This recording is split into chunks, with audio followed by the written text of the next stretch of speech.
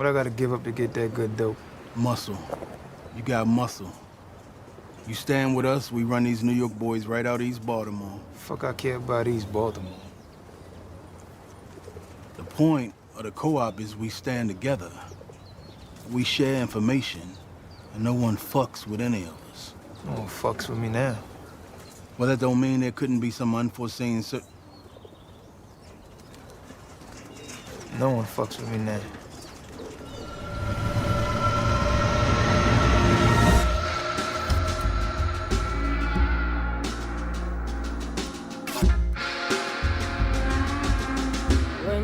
Alex Cottrell and Toby Huntingford present Caught on the Wire. This podcast is an episode-by-episode analysis of HBO's widely acclaimed TV series about the city of Baltimore, its people, and its many problems. Find more information about the show and all the episodes online at caughtonthewire.wordpress.com.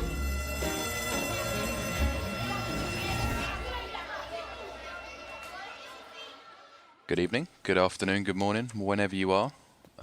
You're listening to Caught on the Wire, and we're now deep into Season 4. We're on Episode 4, called Refugees. I'm Toby. I'm with my co-host, as always, Alex. How are you doing this week, sir? I'm very good. I've been pretty busy, but just ready to take on the episode. I like this little dedicated slot that we now have. It's like it's proper routine for me now to have this period of time on a Wednesday, just recording, getting it out for Friday. I'm just really used to doing this every week now, so I feel like it's almost become a job, but like in a good way, like a good routine.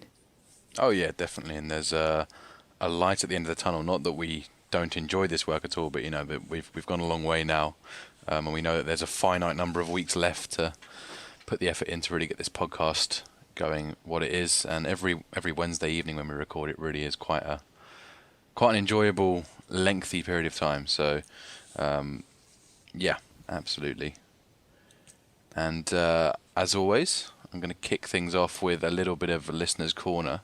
And since we have got to a new season, and I think we ought to award prizes really for the quickest rewatchers that exist, I think Kevin Moore may well fall into that category because he's caught up with the show that, you know, the podcast now. I think he started mid-season 3. We were the middle of season 3 on the podcast. He was rejoining us at season 1.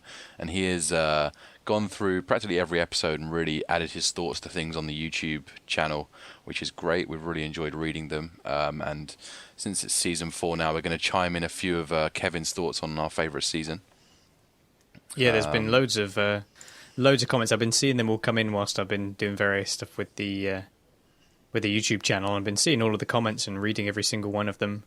Couldn't really read out every single one, otherwise I think we'd have a dedicated period of time in each episode. You'd have to have a sub-podcast just for the Kevin comments. Yeah, I think Kevin is clearly very knowledgeable about the show and enjoys it very much and has got a lot to say. So, if you want to see what I think we've mentioned this before, but if you do want to check out his comments, they are worth a read. And this seems like a good opportunity to have a look at the more recent ones now that Kevin has caught up with the podcast.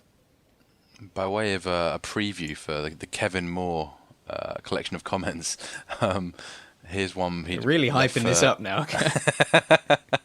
It's got its own trailer and everything. Is this caught on Kevin Moore now? Is this becoming? Sorry, man. We've just you're now the icon of the show. Sorry, the deity. Here's read the episode comment. 2. Read the comment. Let's swiftly move on from this. So Kevin, I guess I've rewatched season 4 less than the others because I only remember the outcomes of Randy and Michael. So it's pretty exciting to see how it's going to fall out for Duquan and Namond. Don't know how you could possibly rewatch season 4 less than the others. That's very difficult to do, but I guess it happens. Blasphemy. Yeah. But at this point, Kevin divides the 4 kids into 2 pairs. So Duquan and Randy are rational actors. They see the horrible situation they're stuck in and consistently make what for each is the smartest choice, which is failing in spite of this because there is no good choice. Herein the damning indictment of America. Namond and Michael in spite of being dealt better hands in life, they make bad decisions as a result of the abuse of Naaman's mother and Michael's father or stepfather, whoever that creep is. My take is that if Duquan and Randy had the financial advantages of Naaman or the physical advantages of Michael, they would have been able to get out of the ghetto and level up to some other slightly less fucked up slice of the tragic American landscape. So, certainly, very nice drawing those parallels, as we love to do on the show. I've never seen the kids divided up like that before, but it certainly makes a lot of sense that Naaman and Michael, I guess circumstantially, really not well off. Well, Naaman is, I guess, financially speaking, but in terms of the actual psychological impact of the parenting he's surrounded with is having a really bad effect on him as a kid. And Michael, I mean, just a whole lot worse there in terms of scarred pasts, and obviously the creepy stepfather, and of course Duquan and Randy obviously having to perhaps being the smarter ones and looking for more rational ways out of things. So I do like that contribution. Yeah, I think it's an interesting analysis. It's interesting to hear Duquan described as being sort of making smart choices. It seems to me like he's definitely a very sensitive character and has got a lot of sort of emotional strengths because of everything that he's been through, but at the same time has almost had any confidence beaten out of him. So it's almost a sense that he tries to make decisions in order to remain as a bit of a wallflower, I suppose, in order to no longer become a target. And that, in a sense, is a strength, is sort of recognizing when to almost fade into the background, but try and offer help where possible.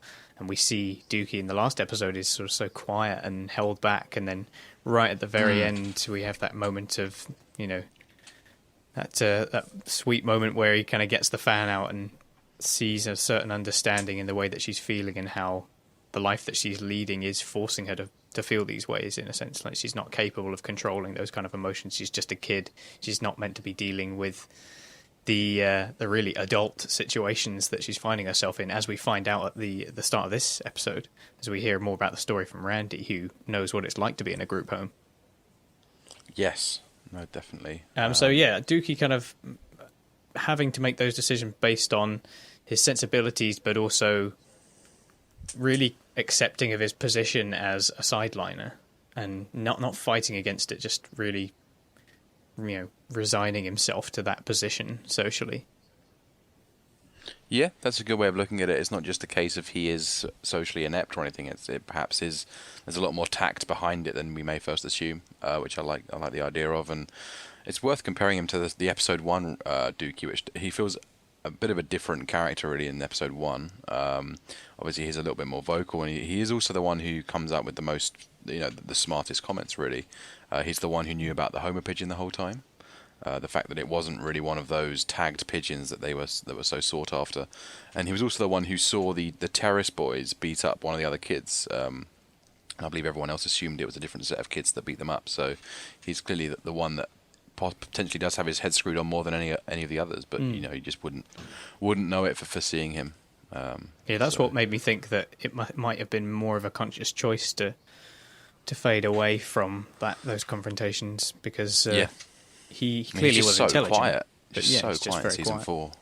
And season 5, he does come out of his shell to some extent. I think that's partly because they take away, particularly Naaman, who's a very, very loud character who takes up a lot of screen space, so to speak. He gets a bit more of a chance to shine. But I'm sure he does mature as well and just learns what to say and when to say it. So.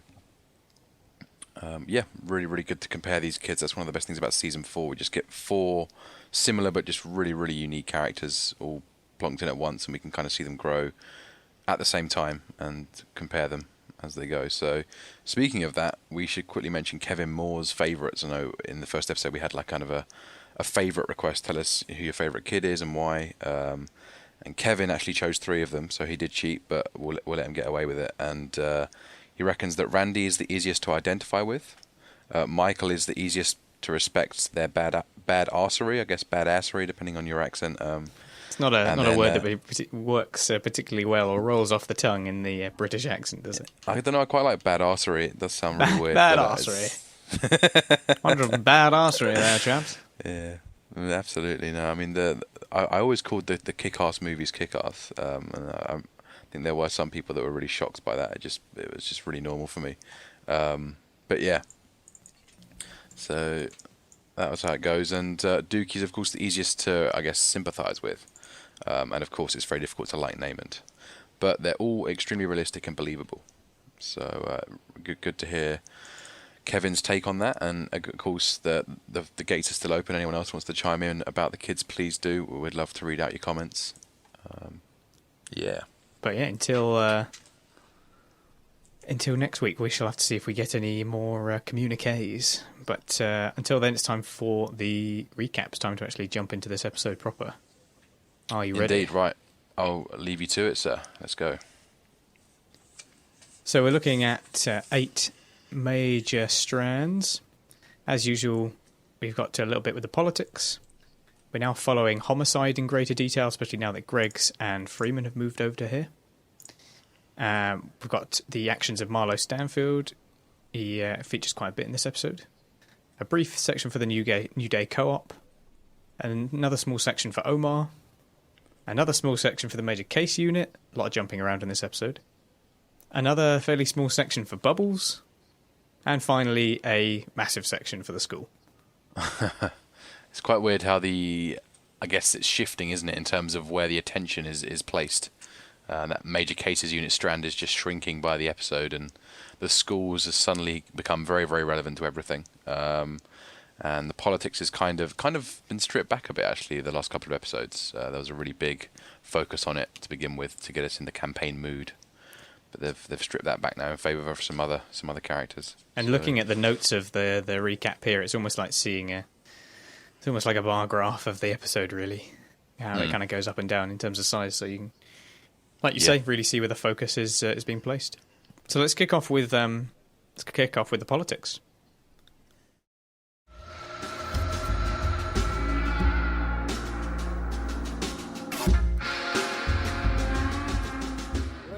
So firstly, we have Mayor Royce meeting with his chief of staff, Coleman Parker, who thinks that with Pan-African flag colours on his campaign posters, Royce can win the city's African-American vote. Parker also presses him for more money, and Royce suggests organising a card game. At Royce's poker game, his opponents deliberately lose to him, knowing that the money will fund his campaign. And the players include property developers Andy Krawczyk and Ed Bowers. Okay. So there's Royce still trying to fight back and making these desperate moves to counter the Carcetti rise.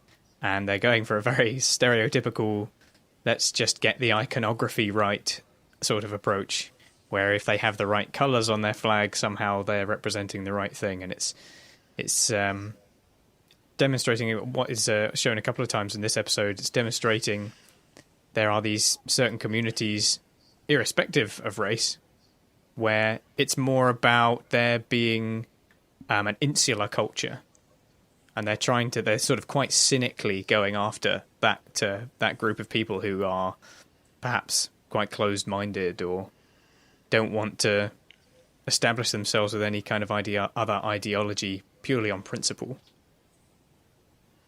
Yeah, so it's them going after something quite cynically in that way. Definitely, it really does sort of expose the campaign system for the farce that it is in many ways here. It seems quite logical that Royce would do this, but when you do sit down and analyse it, it's kind of ridiculous that this African flag is meant to represent his policies for Baltimore. Like it doesn't really compute at all.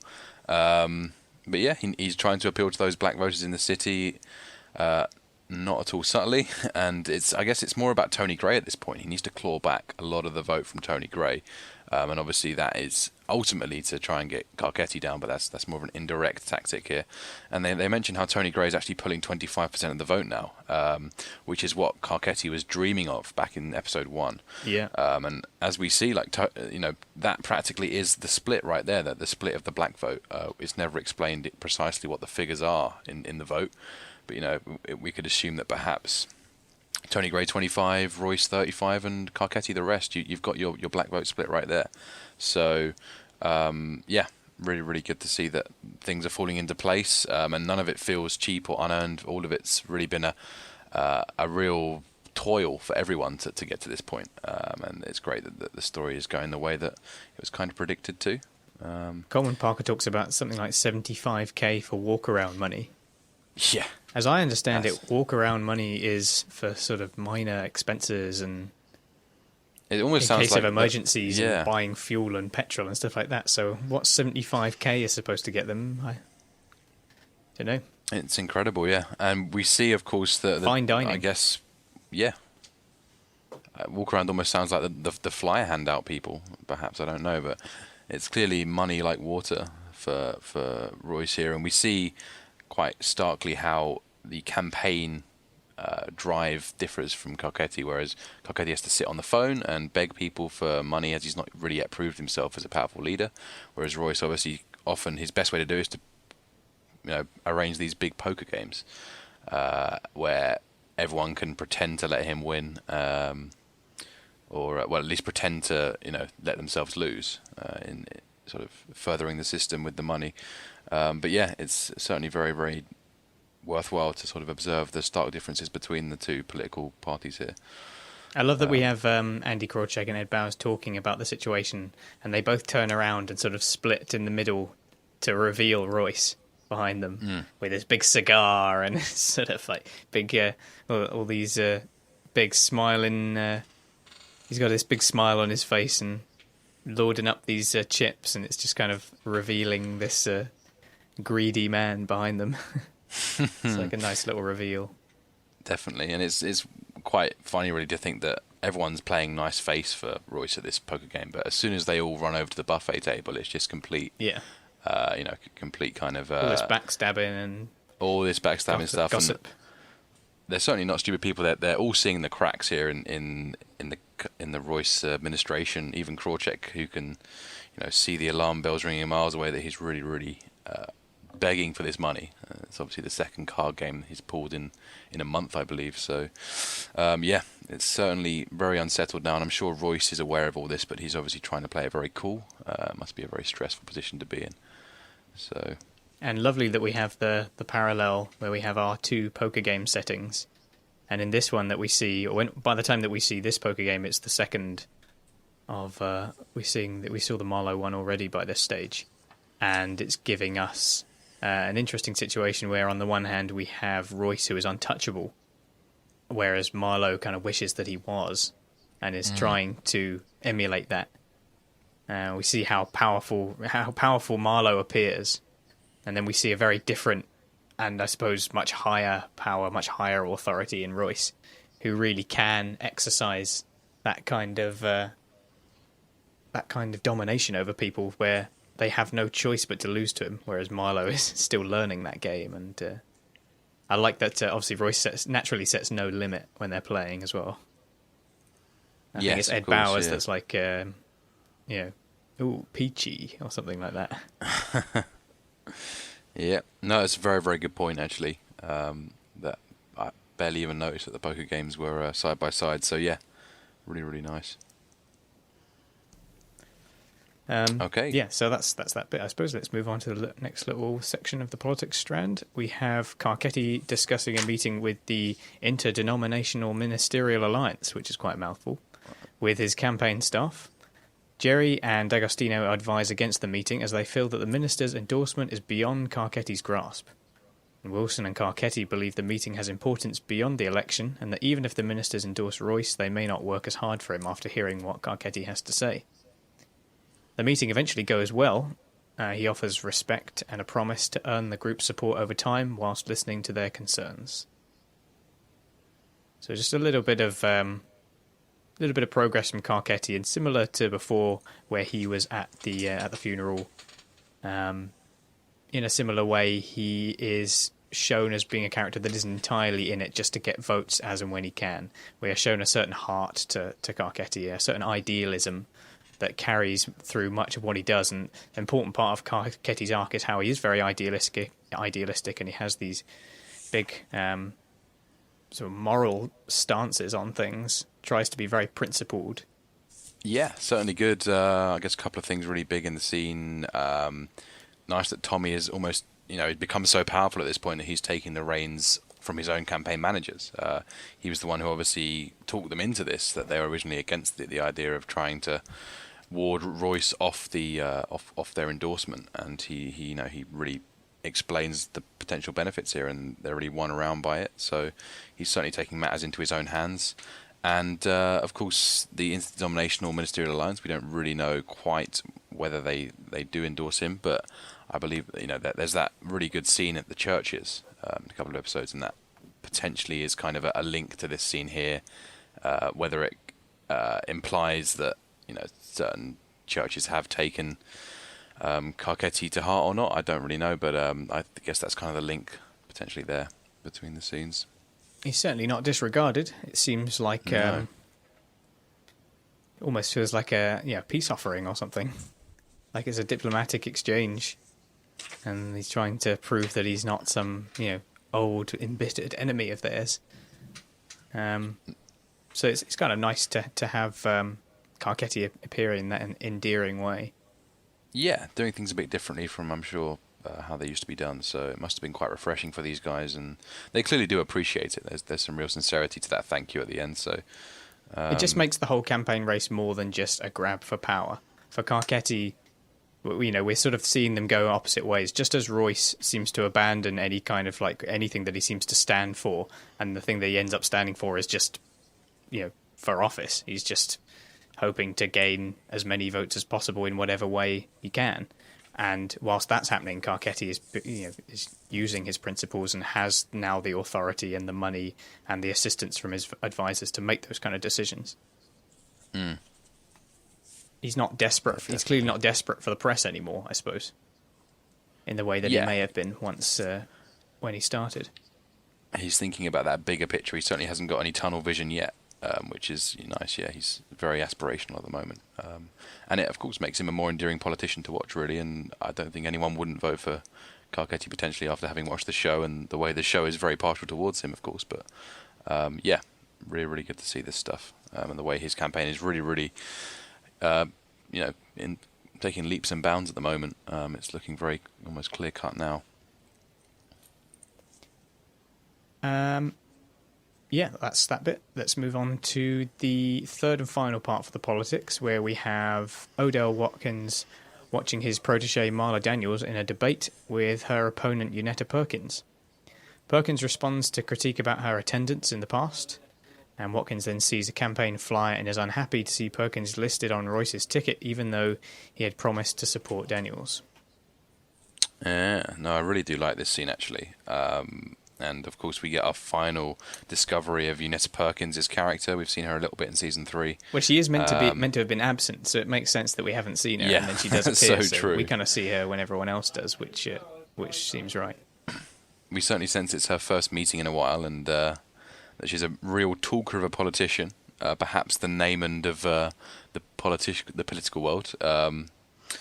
Albeit with more tact. You think you need to watch what you say a little bit more when you're a politician than a school kid, but she's certainly saying the right things here at the right moment, but not following through with her actions, of course. Although it is a bit of a weak defence against her non-attendance at the meetings, it's not the most important thing.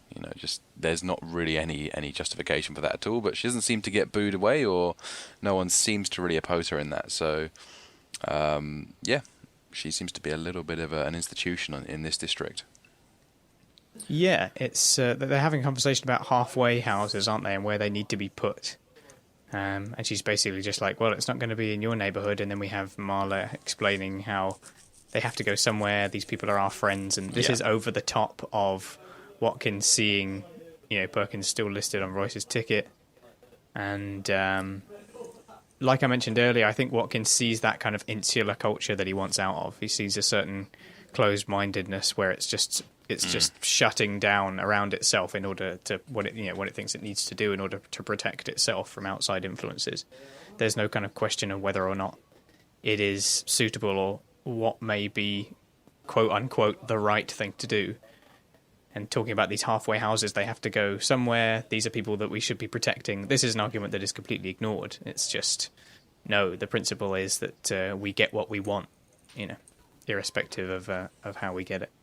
Yeah, there's no consideration of political realities at all with Eunice Perkins. She's clearly saying the right thing in terms of getting the votes, but not the right thing in terms of being able to change anything about the city. And obviously the show is trying to put Marla into the Odell Watkins category, and clearly she's showing the signs of being that more honest, albeit less politically popular councilwoman. And she presents that flip side of the argument that really does, on occasions, need to be heard to ensure that there is still some, that politics is still grounded in reality. It's not just become this big slogan fest and, not in your neighbourhood, sir. I will make it my personal mission to turn it away. Yeah. So it's certainly really showing the stark contrasts there. I found it to be a little bit of a miniature show me a hero trapped into one scene here. Yeah. With all this, obviously it's not really about public housing. It's about rehab housing, I guess. I guess it's what halfway house is, but there's some real parallels there between what that show was doing on a much more kind of intense, specific scale. So it was nice to see that so close to the source. And yeah, just Watkins with that flyer again, and we're reminded of Krawcheck and the other guys at the poker game. Everyone is becoming a little bit disillusioned with Royce, and Watkins particularly is an important person to not have you disillusioned. And we sense that it's at this point, really, seeing that he's endorsing Unetta on that ticket, my allegiance is shifting. I've kind of reached the end of my tether. Those bells are tolling for... He's been teetering for some time, it seems. Yeah. And this is a bit of a final straw for Watkins. Definitely. Everyone is seeing those cracks. So, sorry, Royce, but, the game is up. Definitely. Anything else you wanted to say about the politics? No, I think that there's a nice little section. Not a lot to say on the politics this week. Carcetti's getting fairly short shrift, but then again, we did see loads of him in the first two episodes, so it makes sense that other people can come in. Right, so let's move on to the second strand, which will be Homicide. So we have Greg's showing up a day early for her new post with the Homicide unit, and she's met by Sergeant J. Landsman. She tells him she wanted to help her squad with the weekend shift, as well as to avoid the new commander of the Major Crimes Unit, who we saw once before, Lieutenant Marimo. Landsman tells Greg that her colleague Freeman arrived 2 days earlier, and shows Greg's the interview room where Bunk has a witness who identifies Lex as the killer of Fruit. Landsman continues with a tour of the department, and eventually gives Greg's a telephone message that he says she received. Freeman welcomes Greg's to the unit. Both Freeman and Landsman urge Greg's to answer the message, which turns out to be a practical joke involving Baltimore Zoo. Okay, yeah, so really good. Nice to have the Homicide department back in the show in a big way. It feels like a while since we've really spent much time here, and Landsman, I've almost forgotten about you. You're a great character, and it's nice to see you occasionally being non-sarcastic, as you are here, and you're genuinely giving Greg's a decent enough introduction into this department, and it's nice to get the full tour. We see all the different facets of the Homicide room. It feels like we, that's for our benefit as well as Greg's, just to reintroduce us. And yeah, it is a nice reintroduction, isn't it? Definitely, and I love the way he crosses his heart for that coffee room, the sacred coffee pot, which is again kind of alluded to later on when Carcetti forgets to fill up the coffee pot. It's almost like kind of a blasphemous move. If you, it doesn't matter whether you're our mayor or not. If you finish the coffee pot, you bloody well fill it up. So yeah, good to see that. Of course, the necktie mausoleum as well. All the little things that make the Homicide department tick and the things that we love. So yeah, really nice little scene. A clean desk is a sign of a sick mind. Very, very Landsman. Yeah. As well as put that down. You live here now. Yeah. Yeah. That's, he's absolutely brilliant in this scene. I really like Landsman here. He really has that figure, the mentor figure. He feels like he is in charge, and that he has the experience and the knowledge, but is also very cocky and confident and sarcastic, as you mentioned before, although we do get a bit more seriousness here, where he's giving a genuine introduction. But it still eventually leads us to the practical joke. And just before that, I like that we have Lester giving what seems like almost a self-aware version of himself, where he's comforting Greg and, oh, you'll do fine, just fine. It feels like quite over the top, even for Freeman. And it feels like it's leading into that practical joke. He's kind of playing the part already at that stage in order to make the practical joke work. So yeah, then they end up with the methane probes and Mr. Lion. And it's a great reveal as we're zooming away from Greg's, and everyone's sort of peeking out over their desks and coming out to hear if it's worked or not. It's a really nice little section, that bit. Yeah, no, Greg's really falls for it, and they don't lay it on too subtly, to be honest. She perhaps should have really cottoned on earlier. And they do it to a more extreme extent later on, but all this BS homicide jargon off the telly that they use, all these work terms for the methane probes and whatever the rest of it is, like she really does sort of take that in and assume that, because I'm a rookie, it shouldn't make any sense to me yet, and there's just kind of this hilarious disconnect at the moment, but it does pay off because it is very, very funny, and you can kind of see how someone would be roped into that. I will probably talk about this a little bit more when we actually get to this part of the episode, but I'll just say now that I do think that, because there are 2 pranks in this episode, and I think that this one should have been the only one. Okay. But we'll talk about that. Oh, right. That later. You're not a fan of the Tater prank? I actually preferred that one. I'll talk about we'll get to it. Yeah. Talk about it later. I'm intrigued. So a couple of other things, I guess. Landsman, of course, referring to both Kima and Lester as refugees. And I guess that gives this episode's title a more explicit meaning than is normally the case with Wire episodes, when it's you fairly have to... There's normally something obvious that the title alludes to, but it's never explicitly spoken in the episode, and this time it really is. So interesting to see. And it was not given too much attention, but whilst Kima is sort of slam dunked with her practical joke, Bunk also gets a slam dunk in the interrogation room when he manages to find the right eyeball witness who can put Lex, or at least put Lex on the scene as the killer of Fruit. So, 2 big successes in one go. Well, a success for those who spearheaded the prank, anyway. Absolutely, yeah. Success for those who enjoy. It's not really clear whose idea it is it? It's not really said who spearheaded. It's obviously a group effort. There's clearly this unspoken rule of initiation, and they're certainly very brutal initiations, but then again, many organisations do have those, and it feels like it's just a bit of a long-term thing that I'm sure Landsman has been in Homicide long enough to be an absolute veteran of this, so it's probably his idea. I like Freeman's line where he's like, lion's onto you already, is he? Like, yeah. Oh, dear. Great. Yes, let's move on to the second section of the Homicide strand. We have the Homicide Unit Commander, Raymond Forster, meets with Burrell and his deputy Rawls to discuss the recent murder of a state's witness. The murder has cost the mayor politically, and he's asked Burrell to slow the investigation so that no proof that the motive was the victim's upcoming testimony will emerge before Election Day. Burrell orders Forster to take the case away from veteran detective Ed Norris and instead assign it to Greg's because of her rookie status. He argues to keep Norris as the investigator and offers a guarantee that no further details of the investigation will reach the press before the election. But Burrell tells him that he resents the implication. After the meeting, Forster complains to Rawls, who agrees that Burrell's decision to reassign the case is a mistake. Forster tells Landsman about the order and has him reassign the Braddock case to Greg's despite their shared misgivings. So this is the whole section where we have the case being reassigned from Norris to Greg's, all being covered up, and perhaps most importantly, we have Burrell doing everything he can to protect himself, making sure that this isn't an order or any kind of mention coming from his mouth about why it's being done. It's just a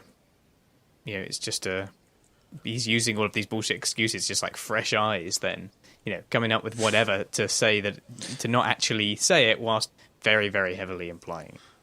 That's the main skill of the politician, isn't it? Finding the negative outcome, but being able to brand it as a positive, and they completely nail that, like the fresh eyes thing, yeah. But yeah, I mean, Forster is just looking old and very weary of the world, and clearly his job is getting to him. But I think this is one of the last scenes with Forster, actually, because he does have his wake in a few episodes' time.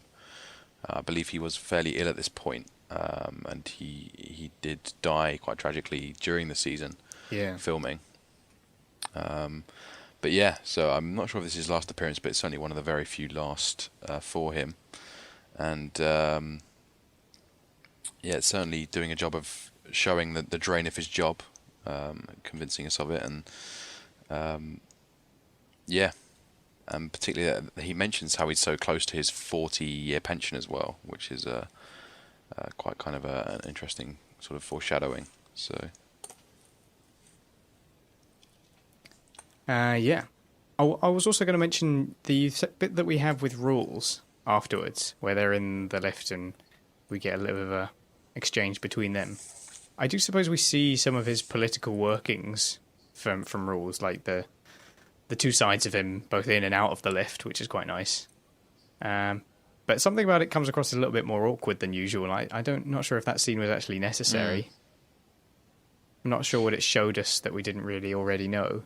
Yeah, I think it's always good for us to have to sort of reinforce that Rules is a reasonable chap, as Landsman said he was in season 1, and that he does. If people stick on his right side, he is. He does reason with them properly. And I think we need to be reminded of that a lot, because Rules is, in some ways, a very, very evil, kind of comically evil character in some of the conversations he has. So I'm always, up for those moments where we see Rules in a bit of a different light. So I'm quite happy to see that. Right, let's move on to the next bit then, if there's nothing else. Yeah. Okay. Bunk and Freeman meet with McNulty in the Western District. Freeman is disappointed that McNulty is not making the most of his investigative talents, but McNulty remains content with his new role.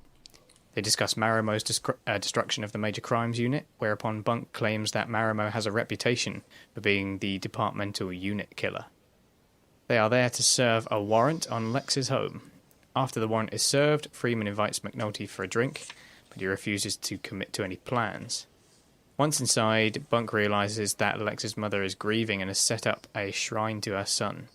He pressures her with the threat of further raids, but she has no information for him. Yeah, we get a little meet out here, yeah, with McNulty. The worm has turned, as we find out. I do get a sense within these scenes that there's still that ego element there for McNulty. He seems to enjoy the fuss being made around him. There is an enjoyment factor for him when people are making this big fuss about how he has suddenly changed and how he's very clean now, and all the jokes being made. Like, I think he likes the attention. But that attitude doesn't really bode well for him staying away from that unit. Well, exactly. Once that fuss dies down, I mean, he's going to be right back there, and lo and behold, he is. But yeah, I certainly do see that for you. He does want to be right in the centre of attention. When it stops being a big deal, he needs to prove himself again. Yeah, definitely. Yeah. So, and of course, he really milks this as well. He sarcastically pretends not to know any of what's going on with the higher casework stuff that he could be doing. And then, of course, he'll take the back door. He'll throw himself out the pub after one. He's almost sort of playing this character now, just sort of against their expectations of him, just sort of humouring them. Yeah, I certainly do get a sense that he's doing that just to play with them, just to play it up, and continually a changed man.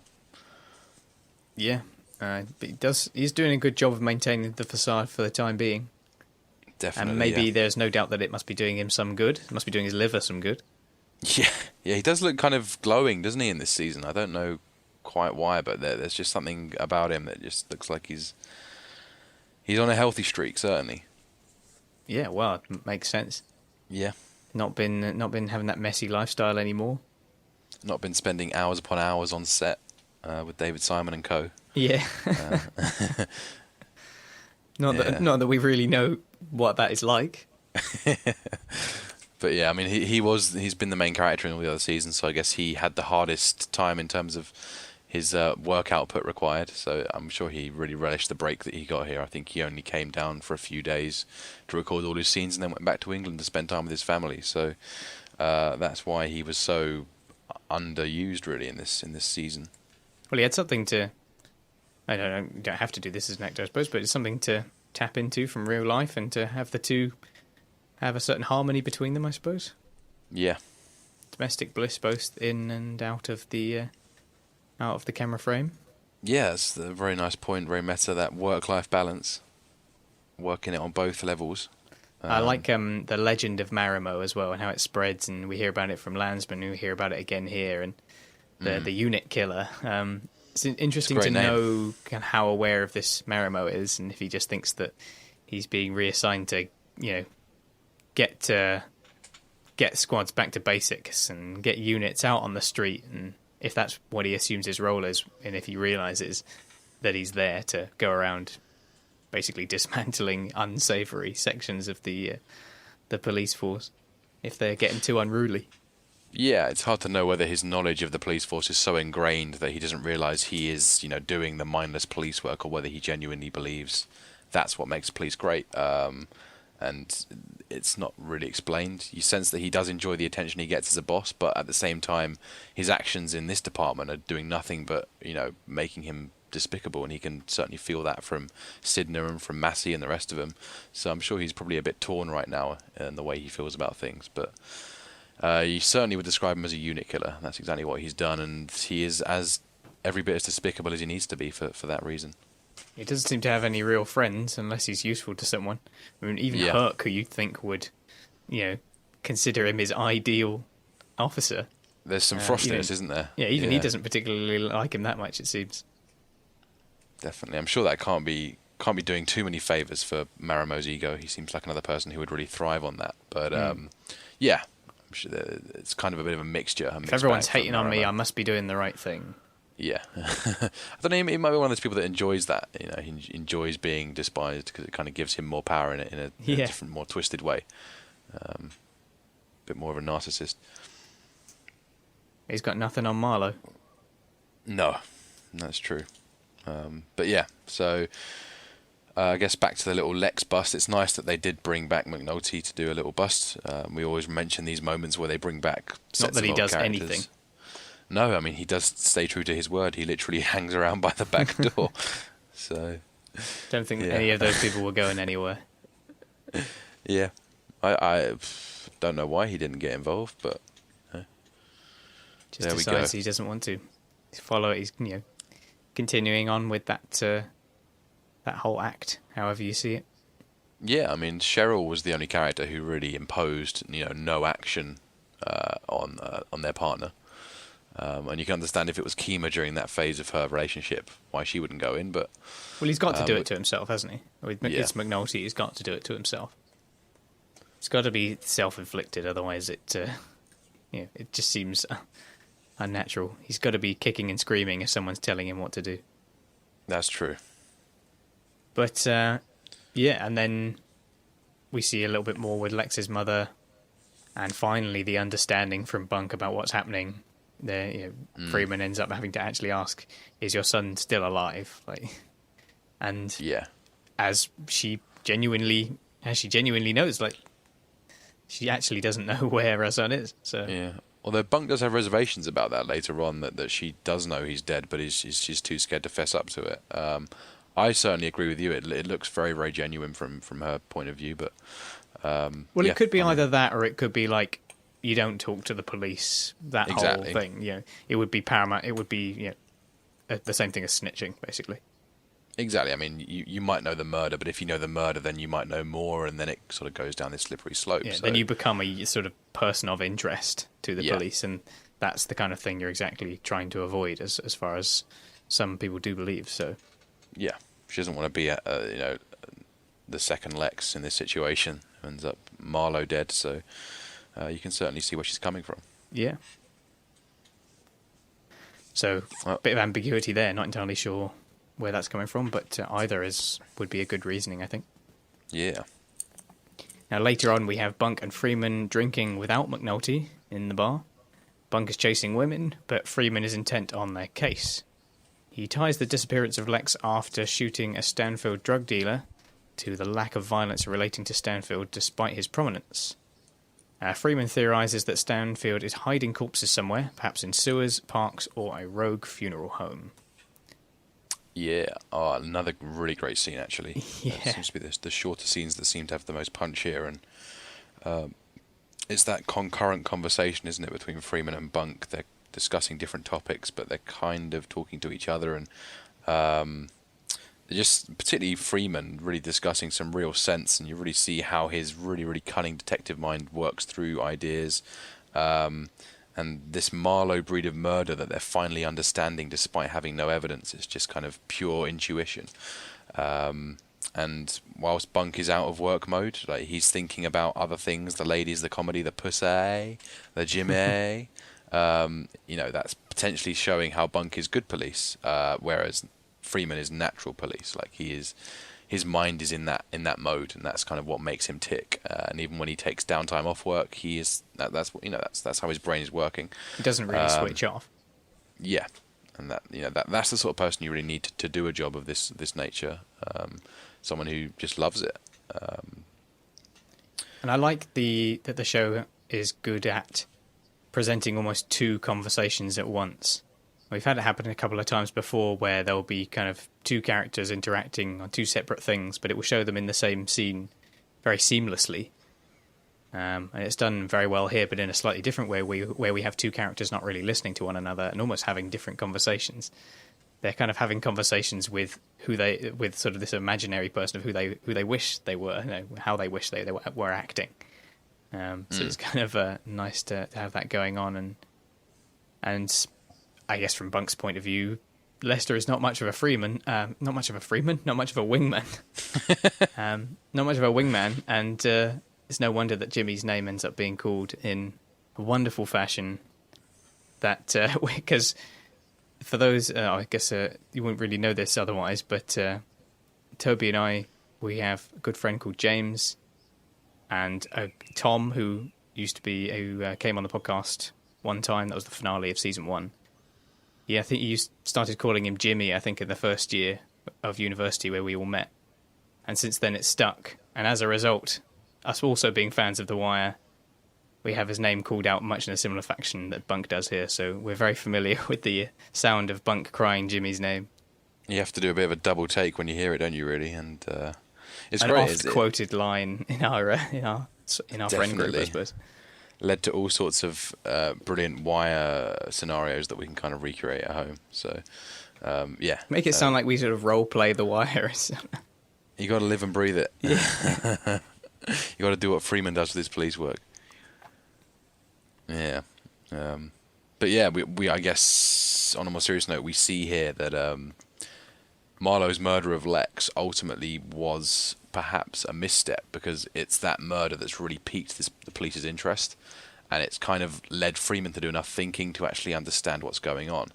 And Freeman accidentally answers his own question when he brings up the subject of nature to suggest Bunk can't get with young women, that nature won't allow old to get with young. And then it sort of leads into the lion must have his kill, and this idea of instinctive nature, and it makes sense because Marlo is more of a man of instinct and Avon is more of a man of emotion, and it kind of connects up that way.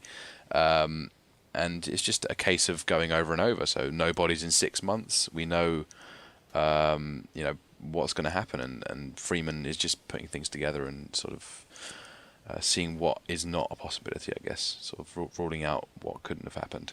Yeah. I thought it was also interesting how Lester is here to support Bunk in a way. He's there to fulfill that role for Bunk, but it doesn't seem like he needs to be there. He's got a lot more going for him. Presumably he has Shardine waiting at home for him, based on what we know about his relationship with her. And he doesn't really need to be out at the bars, getting drunk after work, to fulfill, to fill some kind of hole. He can think about the work anytime I like, and he certainly doesn't need to go out on the pussy hunt, if you like, as Bunk might put it. Yeah. So, it all seems a bit demeaning for Lester. Like it seems very much beneath him, and that he's doing it to support Bunk, and he wants to do the friendly thing and help out. But especially without Jimmy being there, it ends up seeming like a very disjointed interaction between the two of them. They're not really on the same page. They end up not being there for the same reasons. And Jimmy is the seat that his seat needs to be filled in order for it to feel complete. And it's not clear whether he did show up for his one. You sense we're quite deep into their bar session here, so he may well have showed up, and there's where the empty seat is. But it's nice that, of course, they don't explain this as they don't do a lot of things. Also, probably worth mentioning is that he says that there's been no bodies in 6 months. We know over those 6 months there's been at least 22 deaths, because that's the number of deaths that they discover at Christmas time when they discover the whole Vacants fiasco. But when you extrapolate that, it means there's a 44 death year in Baltimore, which means that Marlo has solved the death rate problem in the city. Obviously, you can't attribute all the deaths to Marlo potentially, but the way they talk about it makes it sound like that Marlo is obviously this power who holds everyone in a grip of fear, and murder has just been off the street for a while. Then again, Ed Norris and Bunk don't seem underworked at all, so I'm sure there is a fair bit of murder going on, but it does seem quite low considering the death rate around this time in Baltimore was 300-400 a year. So yeah, a lot of other murders going on that I guess we don't see anything about. No, seems fair those to New York boys to understand. Yeah, there's an awful lot of competition going on in the streets. So it's not isolated to just this, but they're still controlling a significant portion of that area in the city. I mean, Marlo says later on, what the fuck I care about East Baltimore. That whole area is not really something that we're covering. So yeah. Who's to say how much murdering's going on over there as well? We're not Must be really a fair bit. not really showing that, but he's certainly the king of this area, and this is the area that he's interested in. So, still a sizable chunk of the bodies. Yeah. Yep, no doubt. So now we have the final section of the Homicide strand. We have Bunk and Crutchfield taking Greggs through her first crime scene. Greggs notices something in the victim's hand, but it's just another initiation joke. And when they return to the office, Greggs is dismayed when Landsman assigns her the Braddock case, after having previously promised that she would not take the lead role in any homicide cases for the first few months. So we start off with the second prank scene. And I'll preface my explanation of my dislike for this scene being in here. Not massively, but just I didn't think it was all that necessary. But I would preface it with that I do think it's funny. I do think it's a really sort of enjoyable scene in that sense. So maybe I'm being a bit of a stick in the mud by saying it shouldn't be there. But in terms of tightness of the script, I suppose, we already had a prank scene. It doesn't really show us anything new. So in terms of tightness of the script, I think it was totally unnecessary. Was it enjoyable to watch? Yes, but it wasn't really necessary. Touches his neck for a fake CDC time of death 748 splatter distance chemstat See, tape measure. It just seems to be David Simon taking the piss out of other cop shows. And whilst that it is funny, it just doesn't feel entirely necessary for the purposes of the script and the story. It feels kind of indulgent. I don't hate it, but just didn't think it was entirely necessary, especially when we've already had a prank scene. Yeah, I really enjoyed it. It's certainly very similar to the fuck scene from season 1, which felt like it was doing that, but the other way of doing it. By saying nothing, you expose what the other cop shows are like, and then by saying everything, you expose how kind of farcical it all is. I thought it was good. Certainly, I guess you could certainly see it as self-indulgent. I don't know. I just find it hilarious, and I found it weird how Greggs should really be more up to speed on this, and she should be joining in with the joke, not really being completely left in the lurch and not knowing what's going on, because it was pretty clear from the offset that something was up, and she was in for a setup here. I I don't know if I just don't feel like it would take that much to set it up because Bunk clearly would have done it just as he arrived, just done it sleight of hand, shoved the paper in the thing, and obviously the phone number wasn't in the other hand. That was almost like an improvised addition at the end from Wendell Pierce. But yeah, I think I'm a bit more positive on this scene than you, certainly. So they must have done this at they must have done this at an existing crime scene. Otherwise, it would have been even more difficult to set up. Oh yeah, it would have been ridiculous if they'd like set up their own murder scene. That I would have completely agreed with you. That'd just be ridiculous. But I didn't doubt for 1 minute that this was just a fresh call that Greggs was shadowing Bunk on. So, but yeah, just it's kind of a cool prank scene. But I felt like it didn't really show us anything about the characters in general. It was just, like you say, a bit indulgent, but yeah. And of course, we have Greggs going from, in classic Wire style, going from this moment of fun and enjoyment, certainly for us anyway, to something rather horrible where she gets slammed with the Braddock case, and it's this high to a crashing low, which the Wire likes to bring us. Definitely, yeah. Yeah, good stuff. I do love the moment again when Bunk just strolls into the office, almost as cool as he did when he strolled into McNulty's place last week. It just sort of says, "Okay, APB on a guy named Tater," and just the office just erupts, and you can kind of almost hear the producers and the cameramen just chuckling in the background as well. Like it was really just kind of that one of those funny, really improv moments. You kind of feel how natural that was. So again, just really, really enjoyed that. Yeah, in a similar vein, in the first bit where we have the very first prank right at the very end, where people start making noises and someone makes like a monkey noise in the background, it sounds like it could have been one of the crew. Sounds like it could have been someone behind the camera because of the way it sounds. Like everyone like chiming in for those bits. That's right, yeah. It's like when I think Bunk says, "Look at that bow-legged motherfucker, I made it look like that." Which is again an improv line from Wendell.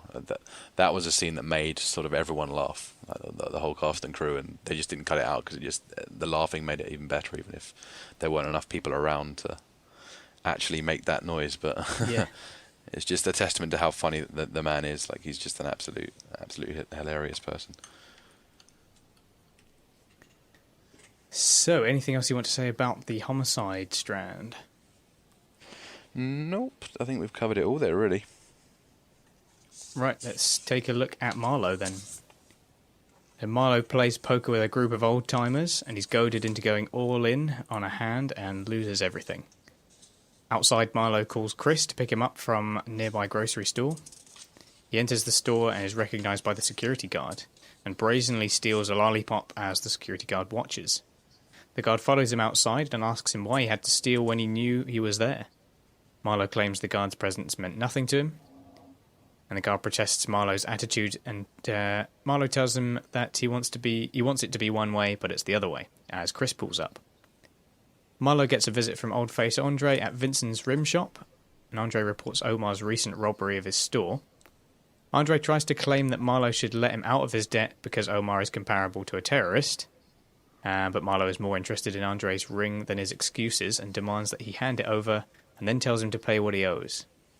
After Andre leaves, Marlo tells Chris that he needs more money for another poker game, and Marlo is confident that he will begin winning soon, or else he will send Chris to reclaim his losses. So quite a few bits in there, but we'll start with the poker game. This is our first poker game chronologically in the episode itself, and unlike Royce, we see Marlo in a position of weakness. And we show that he isn't invulnerable, he just has a ferocity about him.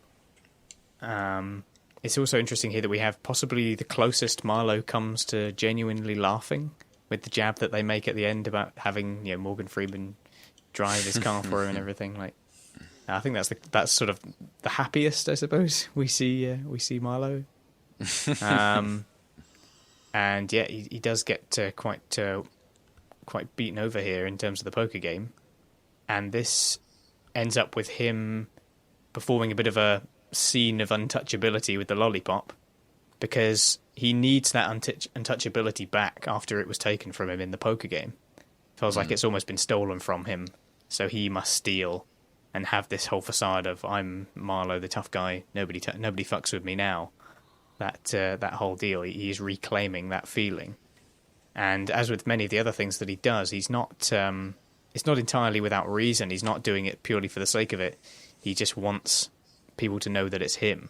He doesn't gain all of this money because he wants to flash it about, because he doesn't. He does it because he wants people to know that it's his money and it's his name that's important. And of course, coming to the very end of it all with Marlo, he gets truly enraged when we see Omar speaking out against his name on the street. So that kind of builds up the whole character of Marlo, I suppose. This is a very important scene from him, and an oft-quoted line of Marlo's as well.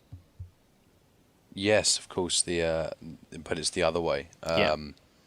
Yeah, I guess Marlo's potentially biggest weakness in the show so far. There was a moment in season 3 where Herc and Carver were coming very close to cracking him, but the whole time you got the sense that he held the power in that scene. There was a very tense atmosphere that kind of kept Marlo on top, but this time he really was trodden on, definitely. And not only does he lose big time at the poker, but the winner is criticizing the modern elements of his street. And he just sits there and takes it, and he doesn't show any emotion whatsoever. Even when he kind of suggests that he's Miss Daisy being driven around by Morgan Freeman. And interesting that he never really wants to go after these guys. And that's despite Omar easily holding up their later game, which includes Marlo, for muscle. And instead he wants to take it out on the next person he sees. Which interestingly isn't the homeless guy sleeping next to the poker game. He needs to find someone whose dreams he can crush, I guess, and as you say, regain that kind of power that he's lost there. So yeah, really, really good to see. And that sly and pronounced lollipop theft is just such a fuck you to the security guard, and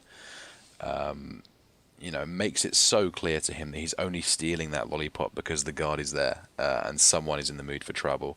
And to his merit, the guard plays it very, very well. He lays down the intimidation thickly without making it clear that he's committed to a skirmish.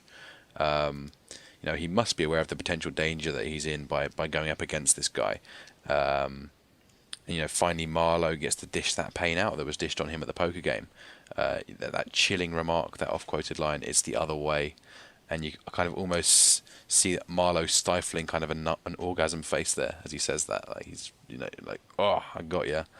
And of course, doesn't leave it there. Later on, he'll get killed for the disrespect he's shown him just here. The provoked disrespect as well.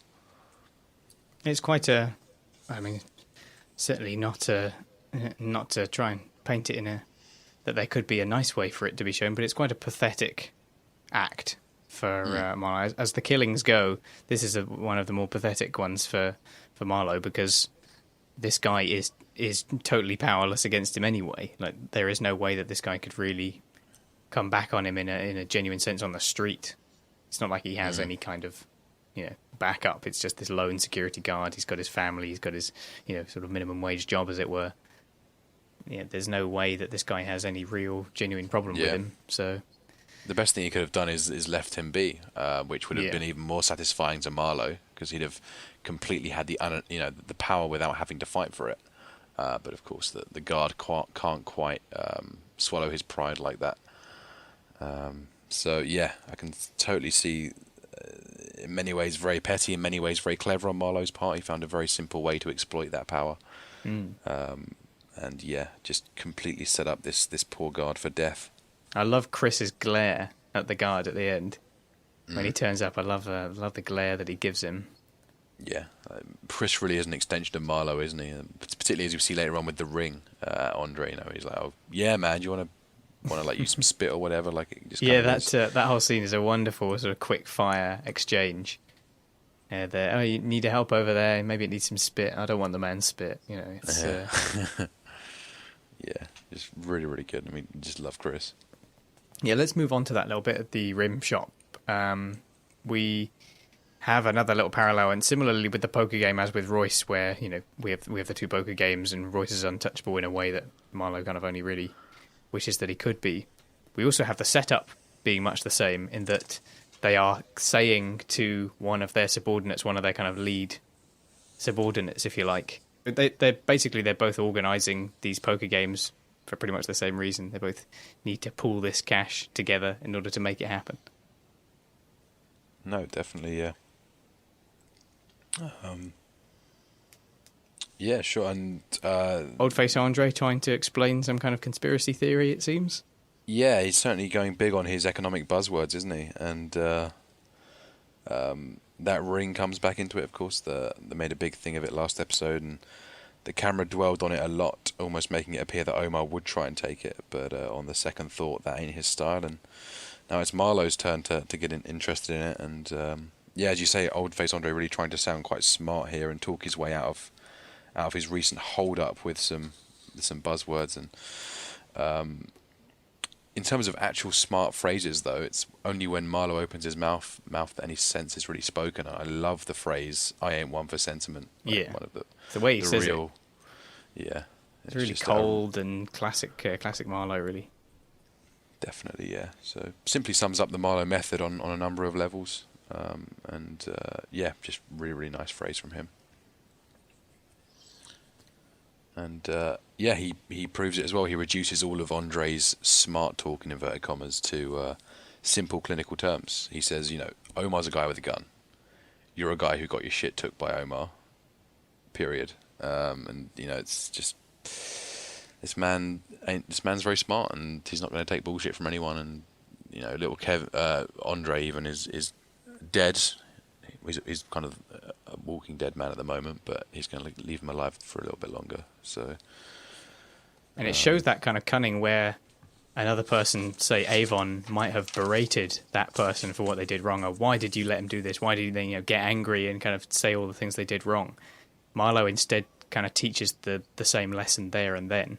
You are someone whose weakness is that people are able to take things from you quite easily, or certainly easier than I would like them to be able to. So.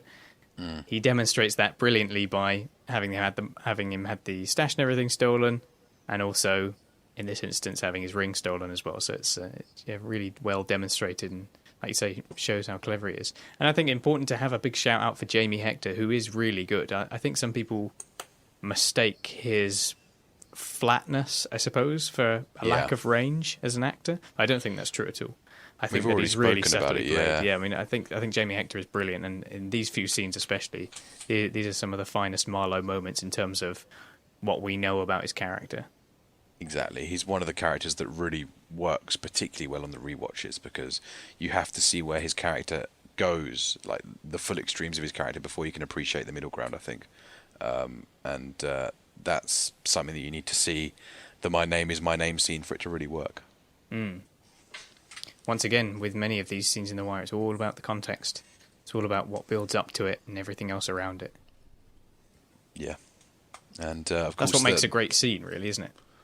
A truly great scene is great in context. There are great scenes that are great on their own, but in terms of TV like this, where you're telling a almost novelistic story over a long period of time, what makes the great scenes great in The Wire is the ones that, if you watched it, having never seen The Wire before, it probably wouldn't seem great at all. You'd just be a bit confused, and you'd recognise that there was some good acting in it, but you wouldn't really know what was going on. So, I suppose that's one thing that makes it quite tricky to sell to people as a show if you're trying to get people who haven't seen it before to watch it, because out of context, a lot of the show can seem maybe a bit bewildering, a bit mundane as well. Yeah, it does. It does cover a lot of, incidental moments that are just very, very carefully arranged and scripted and characterised, but to an uninitiated viewer, to someone who hasn't really got used to that tone that The Wire adopts, it could seem quite mundane. But it's not. Yeah. It's not at all. No, it certainly isn't when you see all those rims shining in the rim shop. It's interesting that he should be somewhere so flashy. Yeah, I mean, that it's almost perfect for Marlo. You sense all that superficial bling in Marlo's brain and in the room, just kind of gleaming as old face Andre sort of slopes out, having given up that ring very effortlessly. I do like the fact that Marlo does meet in this rim shop. It really is a nice kind of symbolization of him. So yeah, that's about it really. He also seems to think that he's Well, I don't know. It's hard to tell how much he's kidding and how serious he is, but he certainly seems to think that he could just send Chris to go and reclaim his losses if there are any issues. I'm sure he's confident that they do a pretty good job. Yeah, no doubt. The new breed's going to assassinate the old breed. Yeah, definitely. Although Marlo wouldn't touch the old breed, would he? In terms of the guys at the poker game, interestingly enough. Maybe not enough rep to gain. Yeah, but then again, if you're going to kill the dinosaurs? Why kill the security guard? So it's odd. Yeah, I mean, it's not out of respect for the older generation. I mean, that's Avon's game. We know that Marlo doesn't work like that at all. So it's interesting. Not one for sentiment. Nope. Yeah. But yeah. So let's move on to the second section. Okay. So Marlo assigns Chris and Snoop to kill the security guard for talking back to him. They stake out the store and track his movements, and then next they visit independent drug dealer Bodie to confirm his decision on Marlo's ultimatum to take their package or move on. As they walk over Bodie's corner, the other people at Bodie's corner, I should say, leave him alone to talk to Chris and Snoop. Bodie reluctantly agrees to sell for Marlo, and Chris also asks about Michael, but Bodie tells him that he's moved on and wonders why that they're interested in him. But Chris warns him that doesn't concern him anymore. O-Dog then arrives as soon as Chris and Snoop leave, and he gives Bodie a package of narcotics and the terms of his business relationship with Marlo. And perhaps one thing that really stuck out to me in this little section here is how much of a seamless organisation the Stanfields are. And Chris and Snoop are just the ultimate pros. They go to this scene, they're not there to really question their orders. This is what's happened. You talk back. Now we've got to go and do that other thing. Straight to where Bodie is. Let's get that sorted. The moment they leave, O-Dog turns up. They've got all the lines, and then they disappear. They drive off. That's it. Everyone's just left devastated. And they haven't, they've not fired a shot. They've not really threatened anyone. They've just come up, said what the terms are, and walked off again, and everyone agrees. And it's just this seamless, quite sort of terrifying organisation that just rolls over everyone. And I really like the way that it's presented here. They seem more organised than the police, almost like they are this organisation by themselves. A proper organisation. They certainly run a tight ship. And Chris, on the bodyguard topic, Chris having watched The Bodyguard long enough to be able to quote his weekly work schedule. When he works nights, when he works days, that's really giving Omar a run for his money. We've talked before about Omar's ability to withstand surveillance. Chris, not that we see much of it, but we sense that he's just completely committed to the cause. Good little Kevin proving to be a real flimsy soldier, because he sort of skulks off as they arrive, very, very sheepishly and very unashamedly, really, much to Bodie's annoyance. And despite his strong soldier status, Bodie I'm referring to, he's not stupid, and it's somewhat satisfying to see him make the right choice, I guess, at least for now, even if he is sacrificing his beliefs about the street. And it's great that car has been waiting to drop the package off for we don't know how long. And it's one of Snoop's... I can't really do it, I'm afraid. That was a really terrible impression. But I don't know what you want to call that noise. I don't even know how you spell that word, but it's kind of... I was going to ask if you were all right there. I thought something had happened. Well, there you go. Snoop got under my skin. Certainly sounds like it. Yeah. I'm not going to have a go. I'm not going to do it. I'm not going to do it. No. But it's an unusual noise, but it is clearly the call that everyone recognises, and it makes shit happen. And it happens. So it does. It's a nice little trademark. Yeah, it's good. I mean, it's no shit, but it's memorable. It's certainly a Snoop's thing. I like it, and I guess we sense that if O-Dog was there either way, and if Bodie hadn't stood down, then O-Dog would pick up the gun rather than the package. Yeah. And of course, the only words you get are the business, straight to business, 60-40. Do not be messing with Marlo's money. Nope. Nice bit of alliteration. That's true. They even planned that out, I'm sure. And Marlo has the monopoly here, so I don't know why he wouldn't perhaps push for 70-30, but I guess he wants to keep his soldier morale up to some extent. He's not a stupid man, so 60-40 seems to be, I think that's the standard, almost industry standard for the street drugs. But yeah, cool to see them do it all so efficiently, as you say. Yeah. All right, ready to move on to our final Marlo section? Yeah. So Chris and Snoop track Michael to his home. As Snoop notices his poor circumstances and theorizes that a good offer will lure him into becoming a crew chief for them. Chris remains uncertain, however. Later, they store the corpse of the guard in another vacant building and board it back up. Chris discards the guard's badge after confiscating it from Snoop, who had hoped to keep it as a souvenir.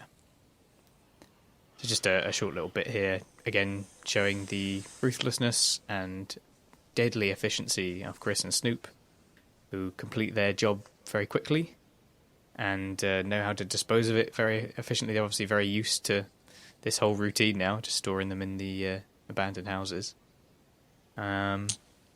Yeah, and the way they wave that badge as the indication that the job has been done on the guard. Very sad way of doing it, and very, very similar to the way they did Nikisha Lyles in season 1. I think it was only really the badge was the main indication of that character. So yeah, fairly subtle way of doing it.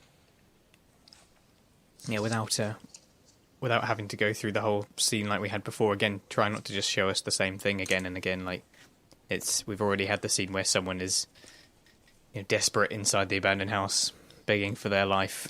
This is what goes on inside the house. From this point on, we don't really see what happens anymore. We know what happens, and it's kept as this open secret to us as the audience, I suppose. Yeah, it's good, isn't it? It's trained you up on one thing, so you don't need to redo it. You just kind of move on to the next step. So, yeah, really, really good. And Snoop can size up Michael instantly. She's a very good judge of character by the looks of it here. Yeah, this is a smart call by Snoop. So we will see how that develops in the next episode. Yeah. Until then, let's move on to our next strand. It's a short one this time, just a small bit for the New Day co-op. So Prop Joe meets with Marlo to try and convince him to join his drug dealers co-op. Joe is interested in acquiring Marlo's help in a planned war with New York drug dealers who are moving into eastern Baltimore. Marlo is unconcerned because his territory is all in the west side. But Joe offers protection from surprises through his information network, legal support, and the highest quality product. But Marlo believes he's already untouchable and ends the meeting politely but abruptly. Yeah. This is I understand this is one of your favourite lines from the whole show, in fact, with Prop Joe here. And just the way the whole delivery of it. You do as you do. Exactly, yeah. Yeah. It's a wonderful delivery, but we see that they want to exchange no more surprises, and we've heard that before in the police and the politics. Man doesn't want any surprises. He's trying to show Marlo that he's happy to let him carry on as he is, but wants to try and make peace. And it's surely not a coincidence that they are at a pigeon coop and they're discussing a co-op. Yeah. That's not a coincidence. That's definitely, Yeah, well, I mean, Joe's opening gambit is to use a whole pigeon-based metaphor for exactly for what Marlo can gain from this. So he's like, the birds need them. You need one as well. You need that kind of area of safety. You need that it's that protective bubble, freedom mixed with security, that daily shelter, that food, that water at the coop, or perhaps at the co-op, like it's something properly, to return to. Yeah, it definitely. I've never really thought about it until this watch, actually, but it really does make sense. Really quite clever in many ways. Yeah. So as part of that analogy, of course, it's the you do as you do, but you also have us as your safety net. But it's not necessary because, as Marlo says, no one fucks with him now. Yeah. Very true. And it's a bit confusing because obviously he says that line whilst he shakes Prop Joe's hands to join up, which wouldn't really click with what the sentiment is in that handshake. And it's either a mindfuck, it's either a way of saying, I'm joining up and I'm not taking any of your shit, or perhaps it's a way of suggesting that this is going to be the worst thing you've ever done, which it pretty much does turn out to be, that third option, unfortunately.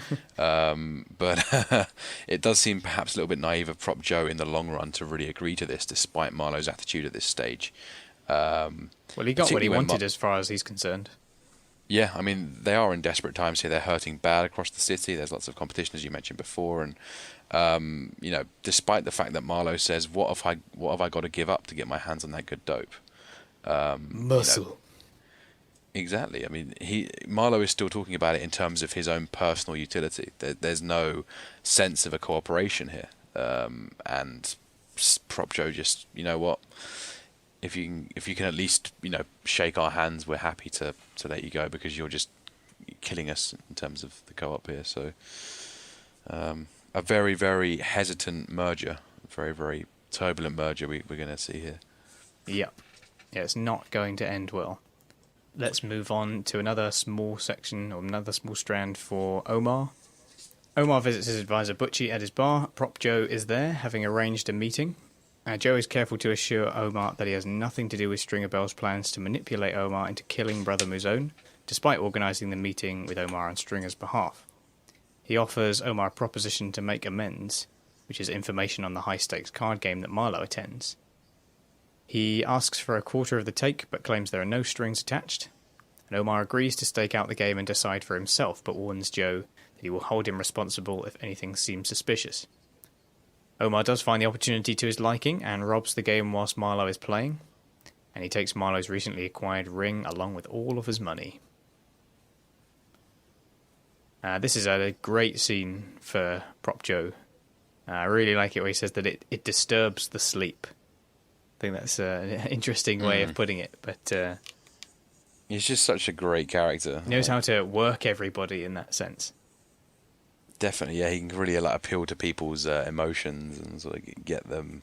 Have you ever known me to be a stupid man?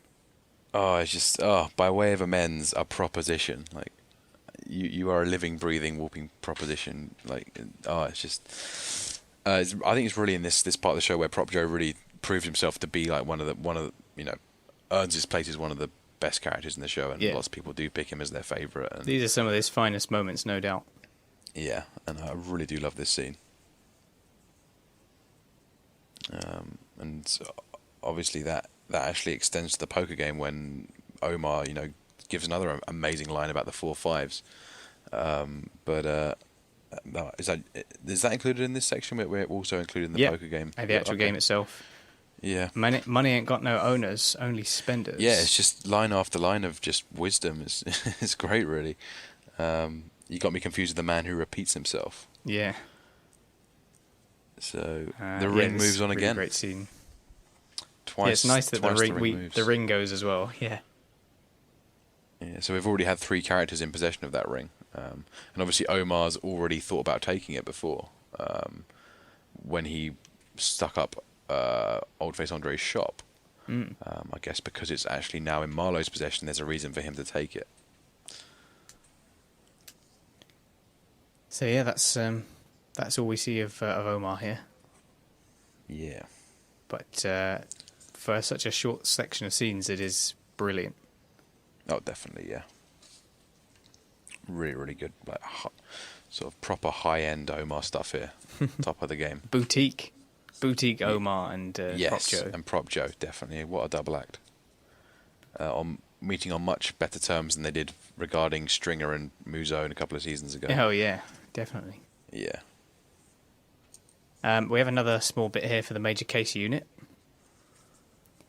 Let's move on to that. We have Lieutenant Marimo watching his 2 remaining officers, Sidner and Massey, as they turn off the wiretaps they'd strive to get in place on the Stanfield organisation. We also have Dozeman and Herc arriving to report to the unit, having just been assigned there. Marimo is sceptical of Herc's credentials, noting that he was promoted after driving the mayor for just 3 months. And then Marimo lectures Herc and Dozeman on what and how they will be operating. So yeah, just a little bit here. I really like how ceremonious the wire switch off is. It's treated with a great deal of respect. And, again, it's another one of those things, isn't it? If you just watch that scene, you'd be like, why are we paying so much attention to them just turning things off? That's so true, yeah. But in context, it's, this really quite poignant moment where all they've worked hard to get, and it is this icon of the whole unit. It is the reason that it exists in a way. It becomes this raison d'etre for the major case unit, and now it's just been completely shut down. And there's a nice sort of, not particularly subtle, but a nice reference as they shut the door, and obviously the room is in darkness, and in that sense, they are now in the dark. They now no longer have access to that kind of information. So, yeah, I really love how it's treated. It's well done. The unit killer has done his work, and the MCU is unofficially dead. It still exists on paper, but yeah, it's lovely how all those old Windows XP shutdown screens sort of symbolise the moment, and also give us a chance to go on a nostalgia trip as well. I don't think it went as far as having the old... I don't know if it did it in Windows 98, but definitely in Windows 95, it used to tell you when it was safe to turn the computer off. Computers didn't used to shut down for you. They'd say, okay, now you can turn it off. You have to sit there and wait for it. Right? I think they stopped that by XP, but I'm pretty sure 98 eventually turned itself off, but yeah, it didn't quite go that far. But yeah, it does take something otherwise pretty mundane, literally turning computers and little bits and pieces off, like all this audio equipment, just flicking the switches. That's it. But what we're seeing is the end of an era, really. Yeah, and unjustly to an end as well. Yeah, and the way those characters stare longingly at that room before the lights go off. We've actually seen that scene quite a lot. Obviously, I think in every montage so far, there's been either Prez or Freeman doing that as they close the book on another case. Obviously, we've never seen it this early into a season, and we've also never seen it meaning so much because it's really very final, isn't it? It's a final death of that unit, so it means a lot more here. And for all of Marimo's things about him that are easily disliked, I do like his delivery of "You must be a hell of a driver" to Herc about his promotion, which is, it's true. He must be, after 3 months, he drives the mayor around and then he's a sergeant. So it's not escaping those eyes who clearly know how the game is played. I'm sure Marimo knows a little bit about what might be going on there. Not specifically, but certainly knows that something is going on, it seems. Yeah, I mean, the way that both Dozeman and Marimo act in the scene suggests that there's some sort of leak of the information that people know a bit. Yeah. There's some sort of rumor, at least. Yeah, it's. I don't. Shown more than he can handle. It's Herc that we're talking about here, so it's feasible that Herc just just had to let this go somewhere. Would be a very stupid move, but again, it just sits there, and again, we're never going to tackle this subject. Maybe it's a rumor, maybe it's not, but as far as the plot goes, it's not really a relevant point anymore. He escapes once again. Yeah. So, yeah. And of course, Dozeman's back with he's cut his hair off now. He's looking all fine and dandy after everything that happened. Yeah, he's come out all right. He was in a bad way last season, so I like how they bring him back, and he becomes a fairly important kind of one of the more lackey characters, I guess, in the MCU from now on. So, yep, that's all we see of the major case unit for now. Obviously, It makes sense that there's no focus on it because it's supposed to be, like you say, unofficially dead as a unit. Yeah, we have another little small bit here, but with quite a bit to say. Let's take a look at Bubbles. And Bubbles berates his young charge Sherrod for missing school and warns him that not attending classes could mean the end of their business partnership as well. The two meet with Marcia Donnelly, who's the assistant principal at Edward Tillman Middle, and they discuss Sherrod's poor attendance. Bubbles continues to pose as his uncle and places the blame on their business enterprise. Donnelly encourages Sherrod to attend, but when Bubbles questions the logic of placing Sherrod in 8th grade when he has missed 3 years of school, Donnelly explains to Bubbles the reasons for the school's social promotion policy. Later, Bubbles watches Sherrod pretend to read books from school. We see Sherrod taking out an algebra book and a French dictionary, claiming one to be a workbook that goes with the other. But Bubbles isn't fooled, despite saying nothing about it. So yeah, a couple of little bits of Bubbles here. Starting with, I guess we see that scene outside the school.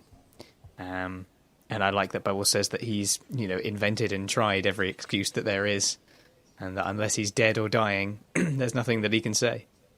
Yes, yeah, that's great. It's kind of the only qualifications you have as a dope fiend, I guess, and certainly makes him a good guardian for keeping Sherrod away from truancy. Yeah, he certainly smartens up for these events. Yeah, puts a lot of effort in, even if it's exactly the same effort that was made last time. Yeah, I like that it's the same shirt and everything. Back. Yeah. Yeah. He has that one look for important occasions. And of course, they show Bubbles doing a lot of ironing this season just to justify that shirt wearing, I guess. But yeah, I like Bubbles is ain't no bout to doubt it. Yeah, whether or not that was an intentional or sort of mistake that they just decided to keep in, but I do like that. It does work well. Is that a spoonerism? I think that's called, isn't it? Yeah, when that's you sort right. of switch the letters around. And we get our introduction to social promotion. This idea of sort of no child being left behind, although what actually happens is that they do end up being left behind because they haven't been able to actually catch up on any of the things that they've missed. And what we end up with is a character like Sherrod, who is afraid to reveal to anyone that he, is essentially, he might be illiterate or certainly is not good with numbers, and doesn't even want to admit that because now he's expected to be the child within this other role, this 8th grade role, despite not actually having any of the information that preceded it to actually get you to that stage. And this introduces us to something that we see a lot of in this episode, which is these very jaded teachers who are clearly at one point very proud and in some same way kind of like Carcetti is, having that idealistic viewpoint, and they viewed themselves as real educators, and now the system has beaten it out of them, and it's explored a lot in this episode, the effect that the system has on these teachers and how they come to accept their limitations and how it affects their roles and how they perceive them. Yeah, definitely, yeah. As we will discover in the next section, I'm sure. But yeah, it's, for the moment, I guess with Donnelly, it's, as you say, the social promotion terminology coming back into effect, and despite the positive sound, it's got a far more negative meaning, as Donnelly doesn't really soften the blow as she explains Sherrod will be that 8th grader despite his age. That's one thing I've never understood. I don't know if it's just me, but I've never taken the time to learn, despite years of American school dramas, films, shows, like the school grade system, the freshman, the senior, the terminology, the 8th, the 9th grade. I don't see how it. I don't know what age each one relates to at all. But it sounds like a very complex system to me. But well, I don't know if American high school is like the middle of our secondary school to 6th form, I think. Okay. And then middle school is like the sort of bottom end of secondary school back to junior school. Mm. And then they have, was it kindergarten below that? That's right, nursery as we call it. Yeah. Okay. No, I mean, that's fair enough. It's just I can't equate the grades to ages. I've never been able to do that. So when someone says I'm a 9th grader, I have no idea how old they are. But yeah, because I know it's probably a few numbers off the British system. Yeah, because we have colleges, like 6th form colleges, and then college to Americans is our university. Yeah, so it's a very different system, basically. Definitely, and there seems to be some years that you can assign names to. Like some years are freshman years, some years are senior years, and then freshman is your first year in a particular institution, and sophomore is your second, I suppose. Okay, so can you be a freshman in your middle school and your high school? Like, I assume you can be. Yeah, high school freshman. It's your first year at high school, I guess. Right, so that would make sense. Just a sort of one-size-fits-all term for just being in a first year at a certain school. There isn't really the same thing in the UK, is there? You get freshers at university, freshmen in the first year of university, but it doesn't really. That's the only. Yeah, it doesn't occur at any other time, really. You're just the new kid. It's not really like freshman. It doesn't really have a title in that sense. And then you wouldn't be called like a sophomore. I think sophomore the second year or something like that. Sophomore, yeah. Yeah, so it's It's a lot more going on with the terminology over there. If anyone has any interesting, nuanced trivia about about the grades and whatnot in the American educational system, then feel free to throw them in. Yeah, Help please us do, understand. out. Yeah. Nonetheless, I guess we do digress. Yes. And Speaking of school. Yeah, speaking of school. I've got a couple of more things about Bubbles, actually. I was going to say that it's interesting, Bubbles talking about the ice cream sirens and how they used to be the only thing that he'd want to, that you'd want to hear. And eventually it comes the people shouting out the various heroin that they're selling, that becomes the only thing they can hear. He understands. Yeah. We were talking before about how Bubbles is a good mentor in that sense for Sherrod because he understands the arc of the dope fiend. And that he's also clearly tired of being lied to, and he's tired of all the bullshit, and he sees it instantly in Sherrod, and he doesn't really react, but we could see that he doesn't want to have to deal with that anymore. Definitely, yeah. I do like what you say about the ice cream truck being a lovely way, really elegant way of explaining that loss of innocence that he went through, which is such an important part of this whole season. And obviously, I guess this leads into the whole algebra French bit, where Bubs is clearly smart enough to know that those things don't match up, and Sherrod really doesn't help himself because he's vacantly scrolling through and identifying random lines with his finger, and by no means acting a man on a mission here, and just not very smart. Bless him. He's just not, being very, very obvious here without realizing. I think to Bubs completely. So. Well, for a kid that hasn't been to school in 3 years, he reads really fast. Yes, yes, certainly. And I don't know what's suggested by Bub suddenly going to close the door on their little shack, but suggesting a real talking to is coming, I guess, about dishonesty yet again. Yeah. Despite everything I've done for you. Right, so let's take a look at the school now. This is probably our largest section, so let's take a dive it's in. The final as well, right? That's the final strand. Okay. I'm still not quite defining particularly well between strands and sections, but yes, the final strand for the school. The first section of which deals with all four of the kids. We have Dookie, Randy, Namond, and Michael, all spending time at the community gym run by Cutty. They talk about the maiming of one of their classmates, Shiquan, by another girl, Letitia. Namond upsets Dookie by reenacting the scene, and Michael breaks the two apart.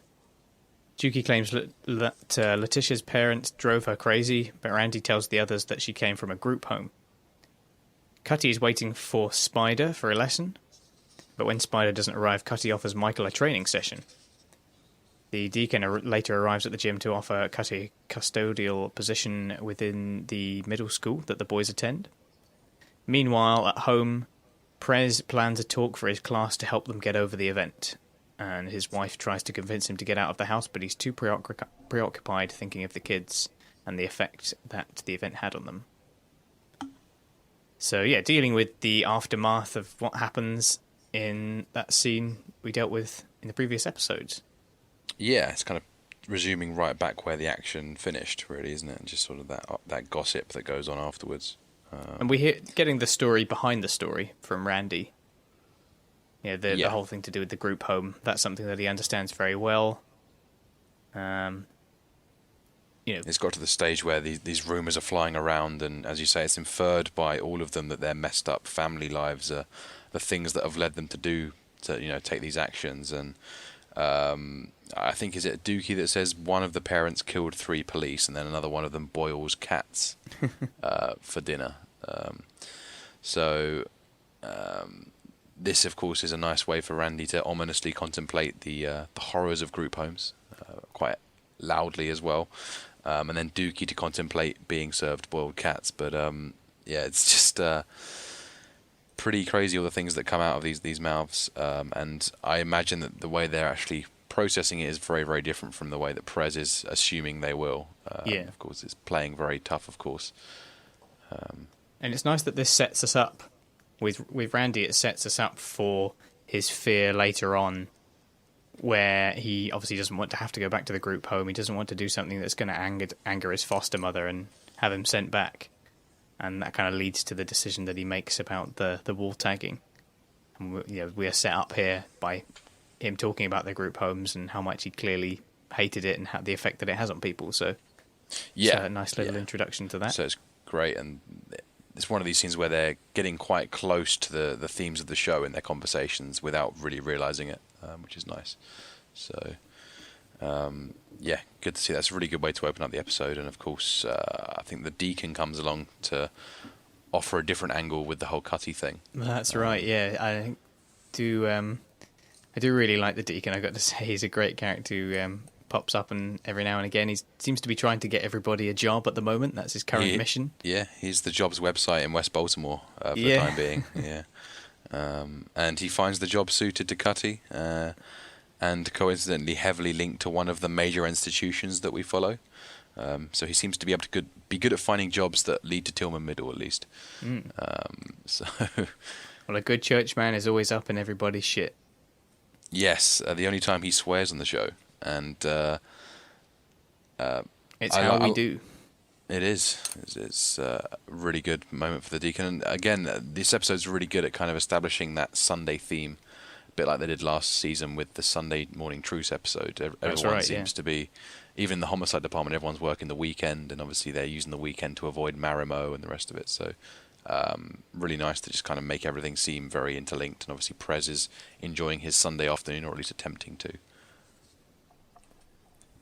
Yeah, in contrast, we have Prez fretting over what's happened and trying to deliver some kind of speech that he thinks will help them. We also meet his wife for what I think is the only time in the entire show. Yeah, Prez's wife finally speaks. She has appeared, I think, once or twice before, actually. She was actually in the scene with the dinner.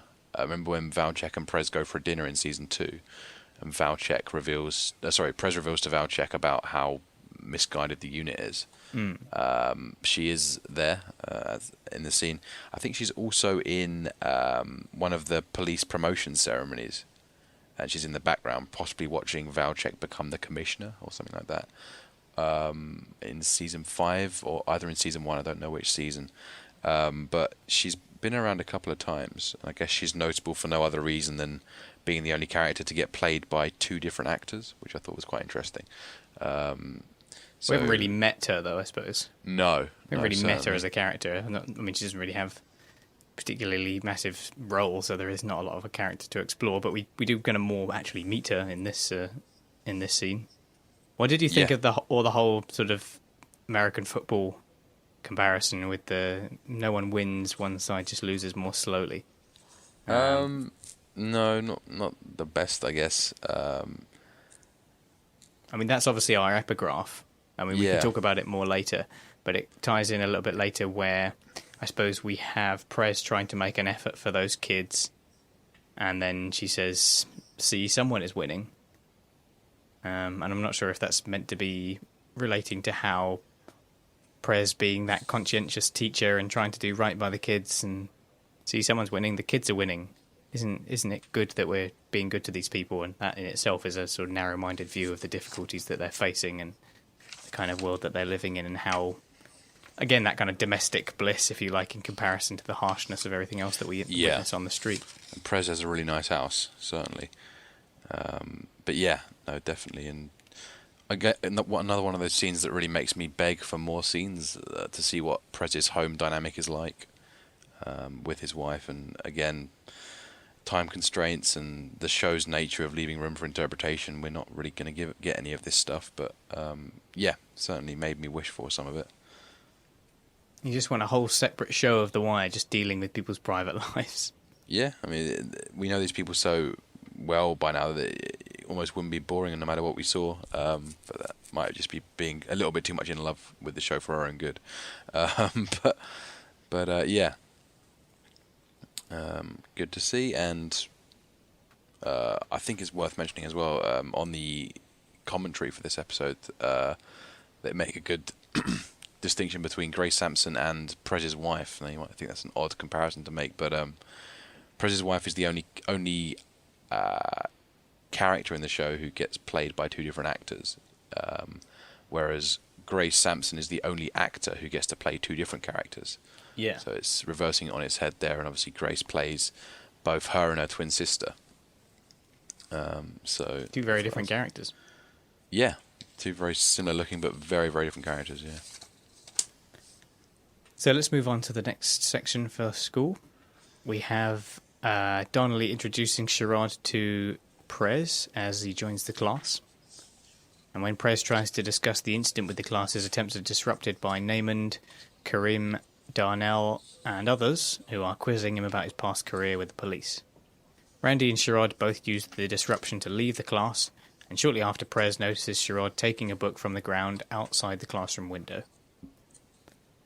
And already Prez seems much more seasoned compared to before, but he's still dealing with that barrage of questions, but he's able to make them kind of listen to him with a little bit more authority. He doesn't seem quite so much like a fish out of water anymore, which is nice that he's making a bit of progression, getting the hang of it, as Grace has said that he would.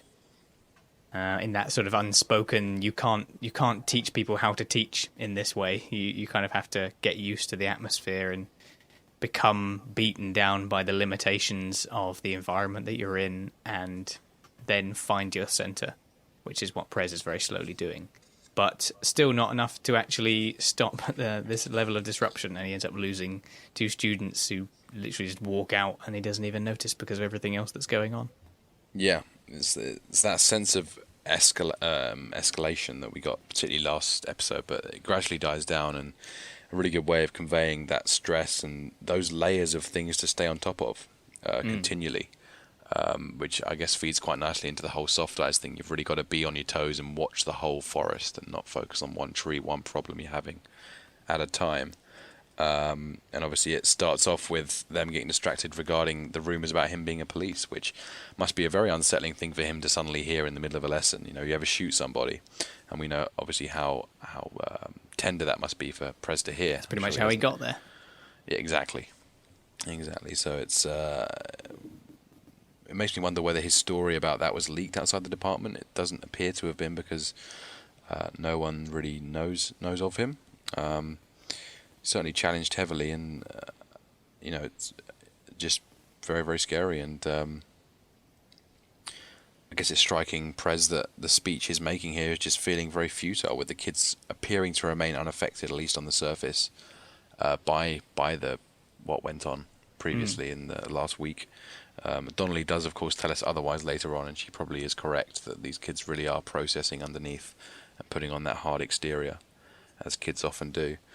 But yeah, good to see. And obviously, as you mentioned, the Sherrod and Randy going out, and obviously Sherrod is shown to be the less of an expert, as he's the one who actually makes the door slam on the way out, and of course that eventually alerts Prez to it. So having looked completely out of place with his stark white tee against all the other kids, like, he's very obviously not meant to be there, just in the way that he's dressed. Yeah. He's not ready for this at all, is he? Just can't even handle it. Off he goes. I thought it was a little bit of a coincidence that Prez happens to see him outside the window, right underneath the window that he happens to be looking out of, right at the moment when he's grabbing hold of those books. But it's good. It's fine for the purposes of the plot and the sort of what characters end up learning, and the effect that how you kind of see Prez's reaction to that, and that gives us a little bit extra, but it is quite the coincidence. Definitely, yeah. I mean, smart intentions from Sherrod there, but certainly poorly executed, as he picks up some of those tossed textbooks on his way out. And that's, of course, a reference to episode 1, when one of the teachers complains what to do if someone throws the textbook out the window. Yeah. And of course, we're there seeing the remains of it, and it does benefit some of the kids here, Sherrod. Right, so let's move on to Randy. Or at least we start with Randy, where he's caught selling candy in the 6th grade cafeteria by Miss Reese, and it's taken to Mrs. Donnelly. Donnelly is interviewing Cutty for a new job at the time, and rather than act as a custodian, she's hoping that he will take on the job and perform as a sort of truant officer for the school. Cutty recognises Randy when he's brought in to Donnelly, and she questions Randy eventually about a spate of graffiti, implying that his fake hall pass had given him ample opportunity to tag the school. She insists that he tell her who is responsible, or she will phone his foster mother, Miss Anna. And later on, Cutty and another man named Marvin begin rounding up children for classes. Cutty learns that rather than trying to get children an education, their main aim is to give the school the minimum attendance figures it needs to secure extra funding, and each truant child need only attend once a month for the first 2 months of the year. So we have Randy being put in a pretty difficult situation, and Cutty accepting this new job that turns out not to be quite what he thought it might be. But first off, we have the Randy snitching problem beginning. And his story contains a lot of altercations with the truth. I guess we have that first one with Officer Walker, where he's obviously not going to say where the money has come from, but his lie is proved useless anyway because it's not likely to believe given the situation. And it's strange how we know Donnelly to be very well-meaning, but she actually puts him in a really awful situation here. Between angering his foster mother and potentially being sent back to the group home, and the cardinal sin in the school and on the street, which is snitching to the authorities. It is the ultimate way of getting shut out from this situation. So he's put in a really difficult situation here, and you really feel for him. No, definitely. I guess she was ultimately trying to get him to confess to going into the 8th graders' dining room, therefore he wouldn't have to go anywhere near the snitching. So it was harsh, but I could see where she was going with it. You need to take that approach in some of these tough schools, and I guess she doesn't know who's doing the tagging. For all she knows, it could have been him. No, it seems like a sort of opportunity. Yeah. It feels quite mercenary to suddenly accuse him of it, but I feel like she was using that as a technique of getting him to just own up to the whole selling sweets in the refectory thing. She wasn't necessarily trying to pin it on him. She feels like she's a little bit too nice of a character to do that. Yeah, well, I guess that's what I'm saying. Like, her intentions are good because she wants to, like you say, I guess it can try and coax the real crime out of him in that sense. Yeah. But, I guess playing with fire, isn't it? There is a kind of like a logic to what she's saying as well. So there is a potential for the real addition of another sort of problem that he might have created. But irrespective of that, her intentions may be good, but she puts him in a really tough position, and he ends up having to do, a different kind of snitching instead. Yeah, definitely. Yeah, on someone else rather than himself. Yeah, it's all a slippery slope from here for Randy, and I did like how they sort of, again, with these parallel scenes, this time it was with Bodie and Chris. Obviously, Chris forced Bodie off the corner in the same way that the English teacher fought Randy off his sales corner in the refectory. Albeit with Randy, it was in a much more elegant, literary way from the English teacher. But it's a nice little parallel there again. I guess we have the stuff with Cutty and Donnelly, That's right. which happens concurrently with the Randy stuff, which is quite cool. 2 different strands going on in one room. Yeah, Cutty finds out that he's not actually there to do good, but rather just to get the school its funding, basically. She obviously avoids telling him that. That's right, yeah. Is obviously looking to at least find someone who's going to be motivated to some extent to do this job beyond the money, and obviously he'll discover that ugly truth the hard way later on when he hangs out with the more of a veteran version of this role. And talking about jaded teachers, like to the extent that Mrs. Donnelly actually finds the idea of them having money for truant officers funny, just how sort of stretched their resources are. Yeah. No, definitely. And very, very tragic to see what they get up to on their days round the streets. Obviously seeing the kids that don't go to school, how they entertain themselves during the day. And a lot of these kids are sat there throwing glass bottles against brick walls for entertainment. And it's just, oh man, it's not really drawn attention to, but it's just that the reality of that is pretty hard to. Yeah, it's very, stomach, very really. bleak, isn't it? Yeah. And I like Cutty saying, school is school. Well, I'm schooling you, I'm afraid. Is this kind of Yeah. turning school back on him. Right, let's have a look at our fourth bit, where we're going to have a look at Colvin and what he's doing now, which is working with Dr. David Parenti, and they meet with the school superintendent, Mrs. Conway, to discuss starting an in-school program aimed at preventing children from growing up to become repeat violent offenders. She is eager to affirm that the scheme will not bring bad publicity to the Education Board, but otherwise she's happy to accept the funding. Later, the trio meet with the principal, and Colvin and Parenti sign confidentiality agreements and safety waivers. After the meeting, Colvin meets with the 8th grade head teacher, Grace Sampson. She tells him that many teachers view the scheme as the latest unwelcome intrusion from City Hall. And she tells him that the children follow a weekly cycle with their best behaviour on Wednesdays, where they have spent the most time in the relatively safe environment of the school. Colvin observes some classes and walks the halls, and he sees variation in how well classes perform with the best behaviour in the younger grades. So, Colvin now working this position that seems a little bit more well suited to him in terms of what he finds engaging, something that he doesn't feel like he's selling himself out for.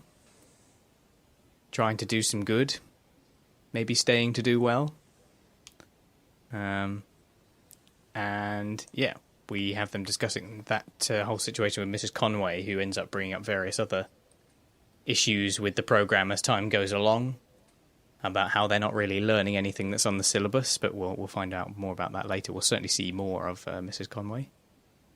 And Colvin finds himself in a bit of a brave new world when they're signing all of those papers, and about how, signing this indemnifies us should any harm come to you, basically.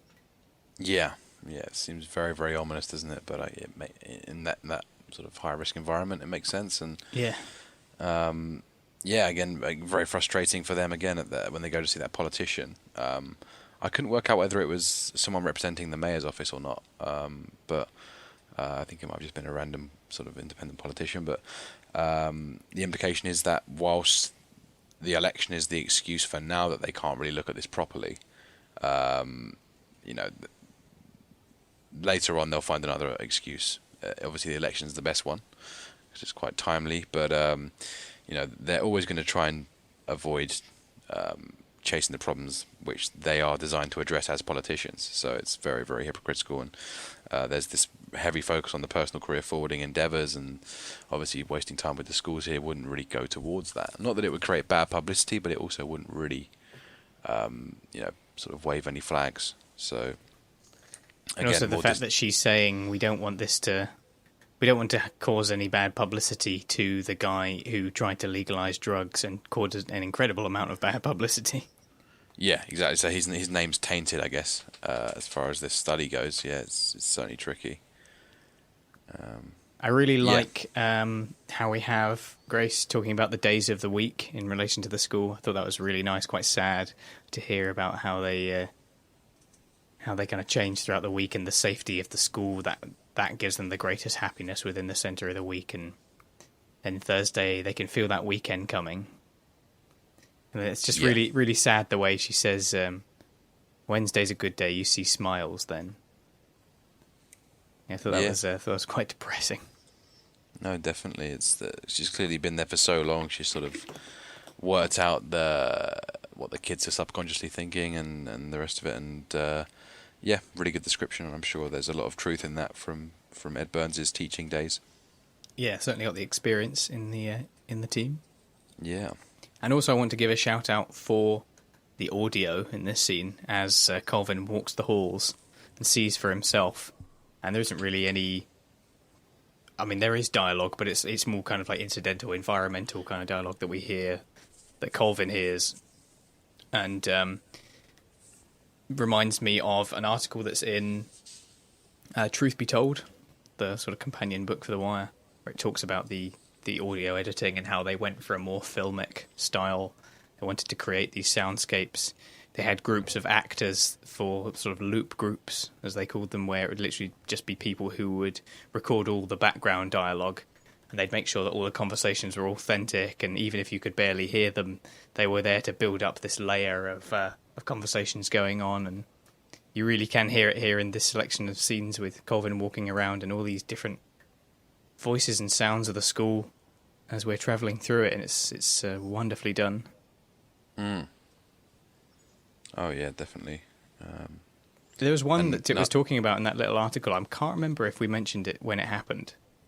But one of the things it mentions is how they had fun with some of the audio, and when McNulty would ever go to see Rhonda, whenever he would kind of call on her for sex, they would have the dogs barking in the background. Okay. That was always, they always have dogs barking and kind of like McNulty the animal. So very nice. Apparently, Dominic West himself never really noticed that until it was pointed out to him. So yeah. So yeah, just a shout out for the audio in this scene and for the show in general, as I have done several times before. But just again here, like, I really, really like the environmental sounds in this show. It's when you turn it up and listen to the show like that, it's just amazing, all the different conversations that you can hear and how much dedication has gone into making them authentic and creating a really layered, very dense soundscape. Oh yeah, definitely. No, I was had it turned up loud, and you could definitely hear lots of nuggets of conversations that you never would know exist unless you're one of the few viewers that has your volume on loud, and it really is very impressive. And a lot of people snickering actually in the background that Colvin is police, which is really, really cool to hear those little nuggets. Again, getting the same treatment as Prez, and these kids do not forget. I guess Colvin's perhaps a bit more obvious because he was, of course, the chief of police in that district. But yeah, nice to see that everything feels so connected up, and they haven't left anything really out of this environment. And I like it when Colvin looks into the history teacher who has her class paired off into teams who are sort of playing each other at a history quiz. Yeah. And you could perhaps attribute that to the teacher, she looks like a very accomplished teacher, but you could also attribute it, as the recap does, to the age of the kids, and that these kids are not quite yet old enough to really start standing up to the authority and start causing trouble. They haven't been poisoned just yet. No, definitely. You could argue that either way. But I like how we get the sense here that Colvin is beginning to survey the scene, and he's getting thinking ahead of this group that will emerge, this sort of study group. And he's going to do what he did last time. He's going to separate the trouble from the stuff that works in the system. That's clearly brewing up now, as of this scene. Yeah, that's right. Well, more Colvin stuff to come as we're, like you say, this group emerges and he has to deal with that, and he's just getting a feel for the school.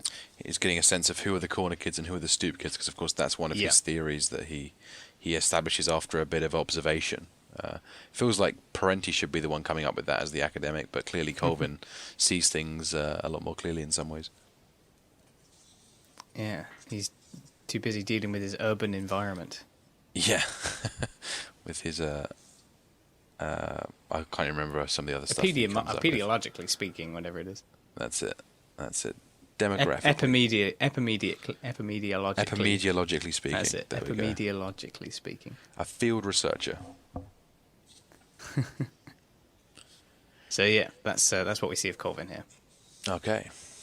Now, after school, Naaman tells the others that someone was suspended for the graffiti and theorizes that someone must have told the teachers. Michael takes his younger brother Bug home and starts him on his homework. Michael then heads to the gym. After all the students have left school, Prez meets with Donnelly and the police and learns about the damage to Chiquan. There's just a little bit here where we hear about the results of Randy snitching, and that news travels fast through the school. We see, obviously a very pointed shot on him, pointing out that he's not going to get involved, doesn't want to draw any attention to himself. He knows what he's done. And we see a little bit more of Michael, the father figure, I suppose. Yes. And we see how tough his environment at home is. Yeah, it's, I guess, simultaneously depressing and uplifting as we see the love that Michael has for Bug and the way he takes care of him. And there's that irony as we stroll in and we see Michael's mum she's the irony, she's watching that cooking show, but we find out very soon that she feeds Bug raw packets of rice-a-roni, Yeah. which I assume is raw super noodles for any British listeners. But yeah, it's just the sense of grimness in this home here is very palatable, and Michael really does step up and prove himself to be a very, very likable character here. And the what sort of could be the father figure, or perhaps just some kind of boyfriend or whatever for his mother. I like that they are literally just framed out of shot. They are pushed out of one side from where the mother is sat.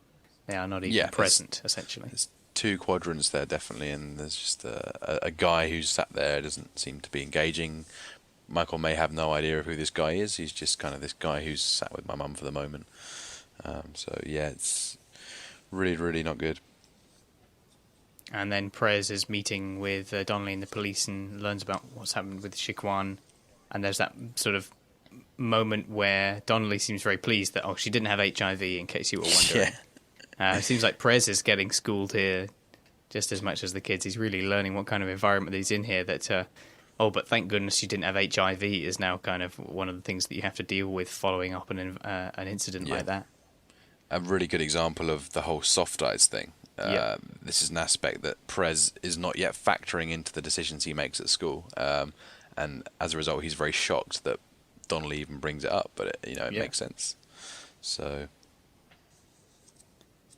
yeah, just that little bit there. I don't know if there's anything else you want to say about it. No, not at all. Just Michael and Prez learning. So Michael heads to the gym. We're going to see a little bit more of the gym now in our final section for the school strand. At the gym, Cutty oversees a sparring match between Justin and Marcus. With Spider still absent, Cutty offers to take Michael to a boxing match that he had planned to attend with Justin and Spider. Michael agrees to come after receiving assurance that Justin will also attend. And at the match, Michael avoids Cutty's attempt at a conversation and talks to Justin instead. When Cutty drops Justin home, Michael gets out of the van and refuses a lift home. So this is a new element to Michael's reluctance. Before it was just, he was independent. He didn't want other people's help. He was going to do it for himself. He was going to work for it himself. But there's another element that's introduced here, which brings us to a lot of what lures him into the Stanfield organisation, and what Chris does for him is that there is a sort of a figure in his life, obviously his father, or a parental figure at this stage. If you're a first-time viewer, you're still trying to sort of figure it out. He doesn't want to be alone with Cutty. He kind of doesn't trust that kind of parental fatherly figure because his own experience is so tainted by what has happened. So yeah, there's this new element to Michael's reluctance that's introduced here. Yeah, definitely. It's our first insight into that childhood scarring, and done very well, and also done to an extent that we're not really sure of anything by the end, but that Michael has this major trust issue. And obviously they never really fully divulge on it, but it's explained much more explicitly later on with Chris and the stepdad. It's good that Cutty is the secondary character in this scenario, because I can't really think of a character on the whole show I'd be more trustworthy of. So it really underlines that point a lot more clearly, that Michael is in good hands here, but yet he still has really, really big problems with the trust. And that's saying a lot, considering Cutty started out as such a shady character with a brutal past when he was introduced last season. So it says a lot about Cutty and Michael all in one go. And I like how we see the other side of Michael at the boxing match, where there's a sense of his potential aspiration if he was funneled in the right direction in life. And the first time he's almost seen a role model to look up to, the guy boxing who he's sure he's got a very fine girl and a ripped physique. So nice to see him kind of dream on those aspects. But turning down the excellent opportunity that Cutty is offering him. Yeah. So rest your weary legs, but no chance. And again, that's our fourth, as our listener of course mentioned, about the close-ups and the characters at the end. And that's Michael's right. Our this fourth completes kid. the quadrilogy, if you like. Definitely, and this has been the most insightful of the four, easily. Yeah. This is a nice one to end on. Again, very, showing this the beginning of a loss of innocence. Yeah. And just introducing us All to right, those themes so- really nicely. Brilliantly, yeah. I guess that's the whole episode then. That was Yeah, that's it. a real meaty one. Also, I guess our first ever Daniels-free episode. Oh, really? Yeah, I suppose it... Yeah. I mean, obviously he's not in it, so I can't think of, off the top of my head, of another episode that he's not been in. So No, I believe think he's you might been be in all right the about that. others. Yeah, and also I guess the first time Marlo's really pulled his weight as a major arc within an episode. He's normally just kind of off at the periphery as this power, but now he's finally, he's doing a lot more from this point onwards. He's replacing Barksdale properly. So yeah, let's have a look at the final sections then. Who's winning? No one wins. One side just loses more slowly. Why don't we get out of the house? Take a walk. It's a nice day. I got this talk I gotta give to my first period about what happened. An hour. I gotta say something to those kids. I mean, Okay. See? Somebody's winning. I don't really want to... I don't know. I don't even really want to talk about favourite characters, really. It seems like we could just talk about every single character. But like you say, mentioning that Daniels is not in this episode is certainly something interesting for the character section. And this is a really strong episode for learning about Prop Joe and Marlo, especially, I think. We certainly learn a lot about these two characters in particular, in terms of... I suppose Marlo isn't normally named amongst people's favourites, but Prop Joe certainly is, and there's a lot of scenes here that contribute to that. Yeah, definitely. I mean, again, as you said, it's a bit redundant to list characters, but I think the four that really got me going this episode were Marlo, Prop Joe, Michael, and Cutty. So, yeah, I think that's how I look at this episode anyway. And in terms of the scenes that I enjoyed the most, I think Greg's intro to the Homicide Department was great, and Prez getting deeper and more weary of the school world, everything with Marlo and Prop Joe and Omar, as we've already mentioned, and of course the insight into Michael's life as well. Really nicely done, with a real menacing but perhaps understated, kind of confusing undertone when we don't understand quite why he is getting out of that car, but it's clear that something is very wrong with him. So, And I really liked the parallels between, again, continuing that parallel between the Marlo's world and the world of the politics, particularly with Royce, and how there's a lot of similarities. And again, we see it here with the poker game and them organising and sort of calling for another game. And how, as I mentioned before, them being in very different levels, Royce being untouchable, and Marlo trying his hardest to be. yes. Yeah, So I really like those two scenes together in this episode. I thought that was a really nice comparison, continuing on very nicely as we've seen before with like the donations to people, and it's just drawing up these two worlds that seem very different but have a lot in common. Yep, definitely. What did you make of the epigraph, which I believe was, is it nobody wins, one side just loses more slowly? Yeah. Prez's only epigraph. Apparently, this is a reference. This is kind of word for word a quote in a film called Night Moves, which is like a 1970s film where the protagonist says exactly that very thing, and they're watching an American football game at the same time. Okay. So I don't know if that's like a favoured film of the writers or whatever, but in terms of its impact on the episode and how it acts as an epigraph, I don't know. It didn't really stand out for me, to be honest. No, I mean, having heard that, I like to think that if Prez is merely quoting that movie, then it actually makes the line a lot better. And it's not just him being kind of ominous and moody to his wife about the game and how it impacts on his school life and all the rest of it. I didn't find it especially insightful as a comment.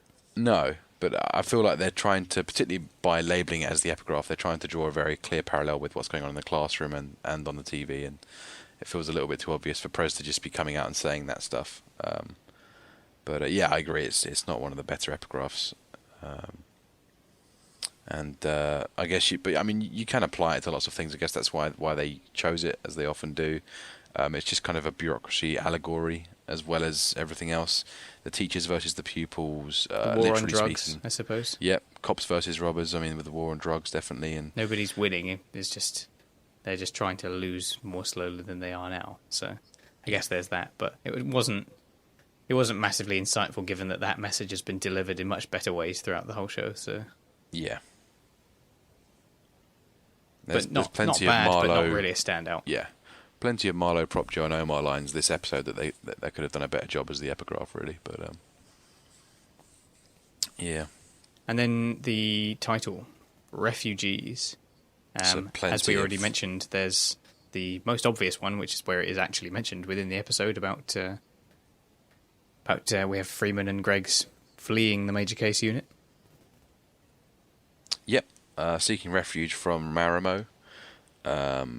Obviously, Prop Joe is seeking refuge from a future Omar hit by trying to sweeten up the deal by getting him on the card game, but also using that to try and get Marlo on his side. Yeah, he wants to provide him refuge as well. Yeah, so it's trying to provide refuge for both parties by inciting violence between them, very oddly. It's a very Prop Joe thinking 10 steps ahead move. Homicide detectives, explicitly stated, as we mentioned, and everyone at the school, I guess, particularly Michael. When Samson goes through the days of the week and the looks on the faces is a good indication of how everyone is kind of seeking that refuge at the school, away from their home lives. And again, with loads of these titles, you could feasibly expand it to everyone in the show who's trapped and seeking that safety, which is basically everyone apart from Marlo and Omar. Can have very wide meanings if you want it to. Because I was going to say that Bodhi is forced into taking refuge with the Stanfield organisation after the Barksdales are wiped off the map. That's true, actually. Yeah, it's an interesting way of looking at it as refuge, but I guess it is, given the context. Yeah. Well, they're certainly compared to the alternative. Yeah. They're willing to kind of house him in that way, if you like, to take him on, work for them, rather than, well, destroying him. Yeah, yeah. It's quite a choice, really, isn't it? Yeah. So it's not the same kind of refuge where someone is trying to persuade you to do it, like it is with Prop Joe. No. Or where they like, have fled a genuine danger and are sort of really want to be where they have arrived, or it certainly seems like it's a decent alternative. Whereas with Bodhi, he has no choice. He's forced into this because the alternative is annihilation. So essentially they invented a problem from which he must have refuge, rather than found a natural kind of way of getting him out of it. Yeah, it's very sneaky Marlo. I mean, I suppose, the whole nature of fleeing from it and then being refugees is that they are forced out of it. It isn't, there's not something that they necessarily do by choice. So that's the whole deal with it anyway. But with Greggs and Freeman, I guess they actually end up somewhere where they maybe kind of want to be. Greg seems a bit out of her depth, but it's not like awful in that sense until obviously the Braddock case arrives. But at first, it doesn't seem like it's awful or anything. It's just a new thing she's got to get her head around. Whereas Bodhi doesn't like the idea of having to, fall back and accept defeat in this way. It ends up as a pretty crappy situation for him. Yeah, no doubt. And when he does try to fight back, well, we know exactly what it gets him. He did. Oh. Spoiler. So, yeah, that's about it, I suppose. Unless there's anything about this episode as a whole you wanted to bring up at the end? No, really, really strong episode. I think this and Boys of Summer have been the two highlights so far of Season 4. And good to see Prop Joe coming into his strongest part of the show, really, as I think for both of us, one of our favourites. Yeah, definitely. Amazing scenes for him. Definitely. Otherwise, just looking forward to next week, which is Alliances, I believe. Specifically referring to Michael, who's going to get teamed up with the Stanfields. So lots to look forward to. Definitely. Yep, lots. Pretty packed episode, this one. Yeah, lots to be dealing with. I think we managed to get through everything there. Feel free to drop us an email or anything. I know it's been a little bit more quiet of late, but if you've got anything you do want to throw in about the episode or any of the comments we made, then then obviously we've got the YouTube channel that's got a few more subscribers on there, which is great. So if you're joining us from the YouTube channel, hello and welcome. And you can send us an email at caughtonthewire@gmail.com. Visit the website where you can download all of the episodes going way back to season 1, and read our little blog posts and see various links that we've posted there. If you haven't checked that out already, go to caughtonthewire.wordpress.com. And as Toby says, plenty to look forward to in the next episode. So we'll see you then. What you know about Baltimore?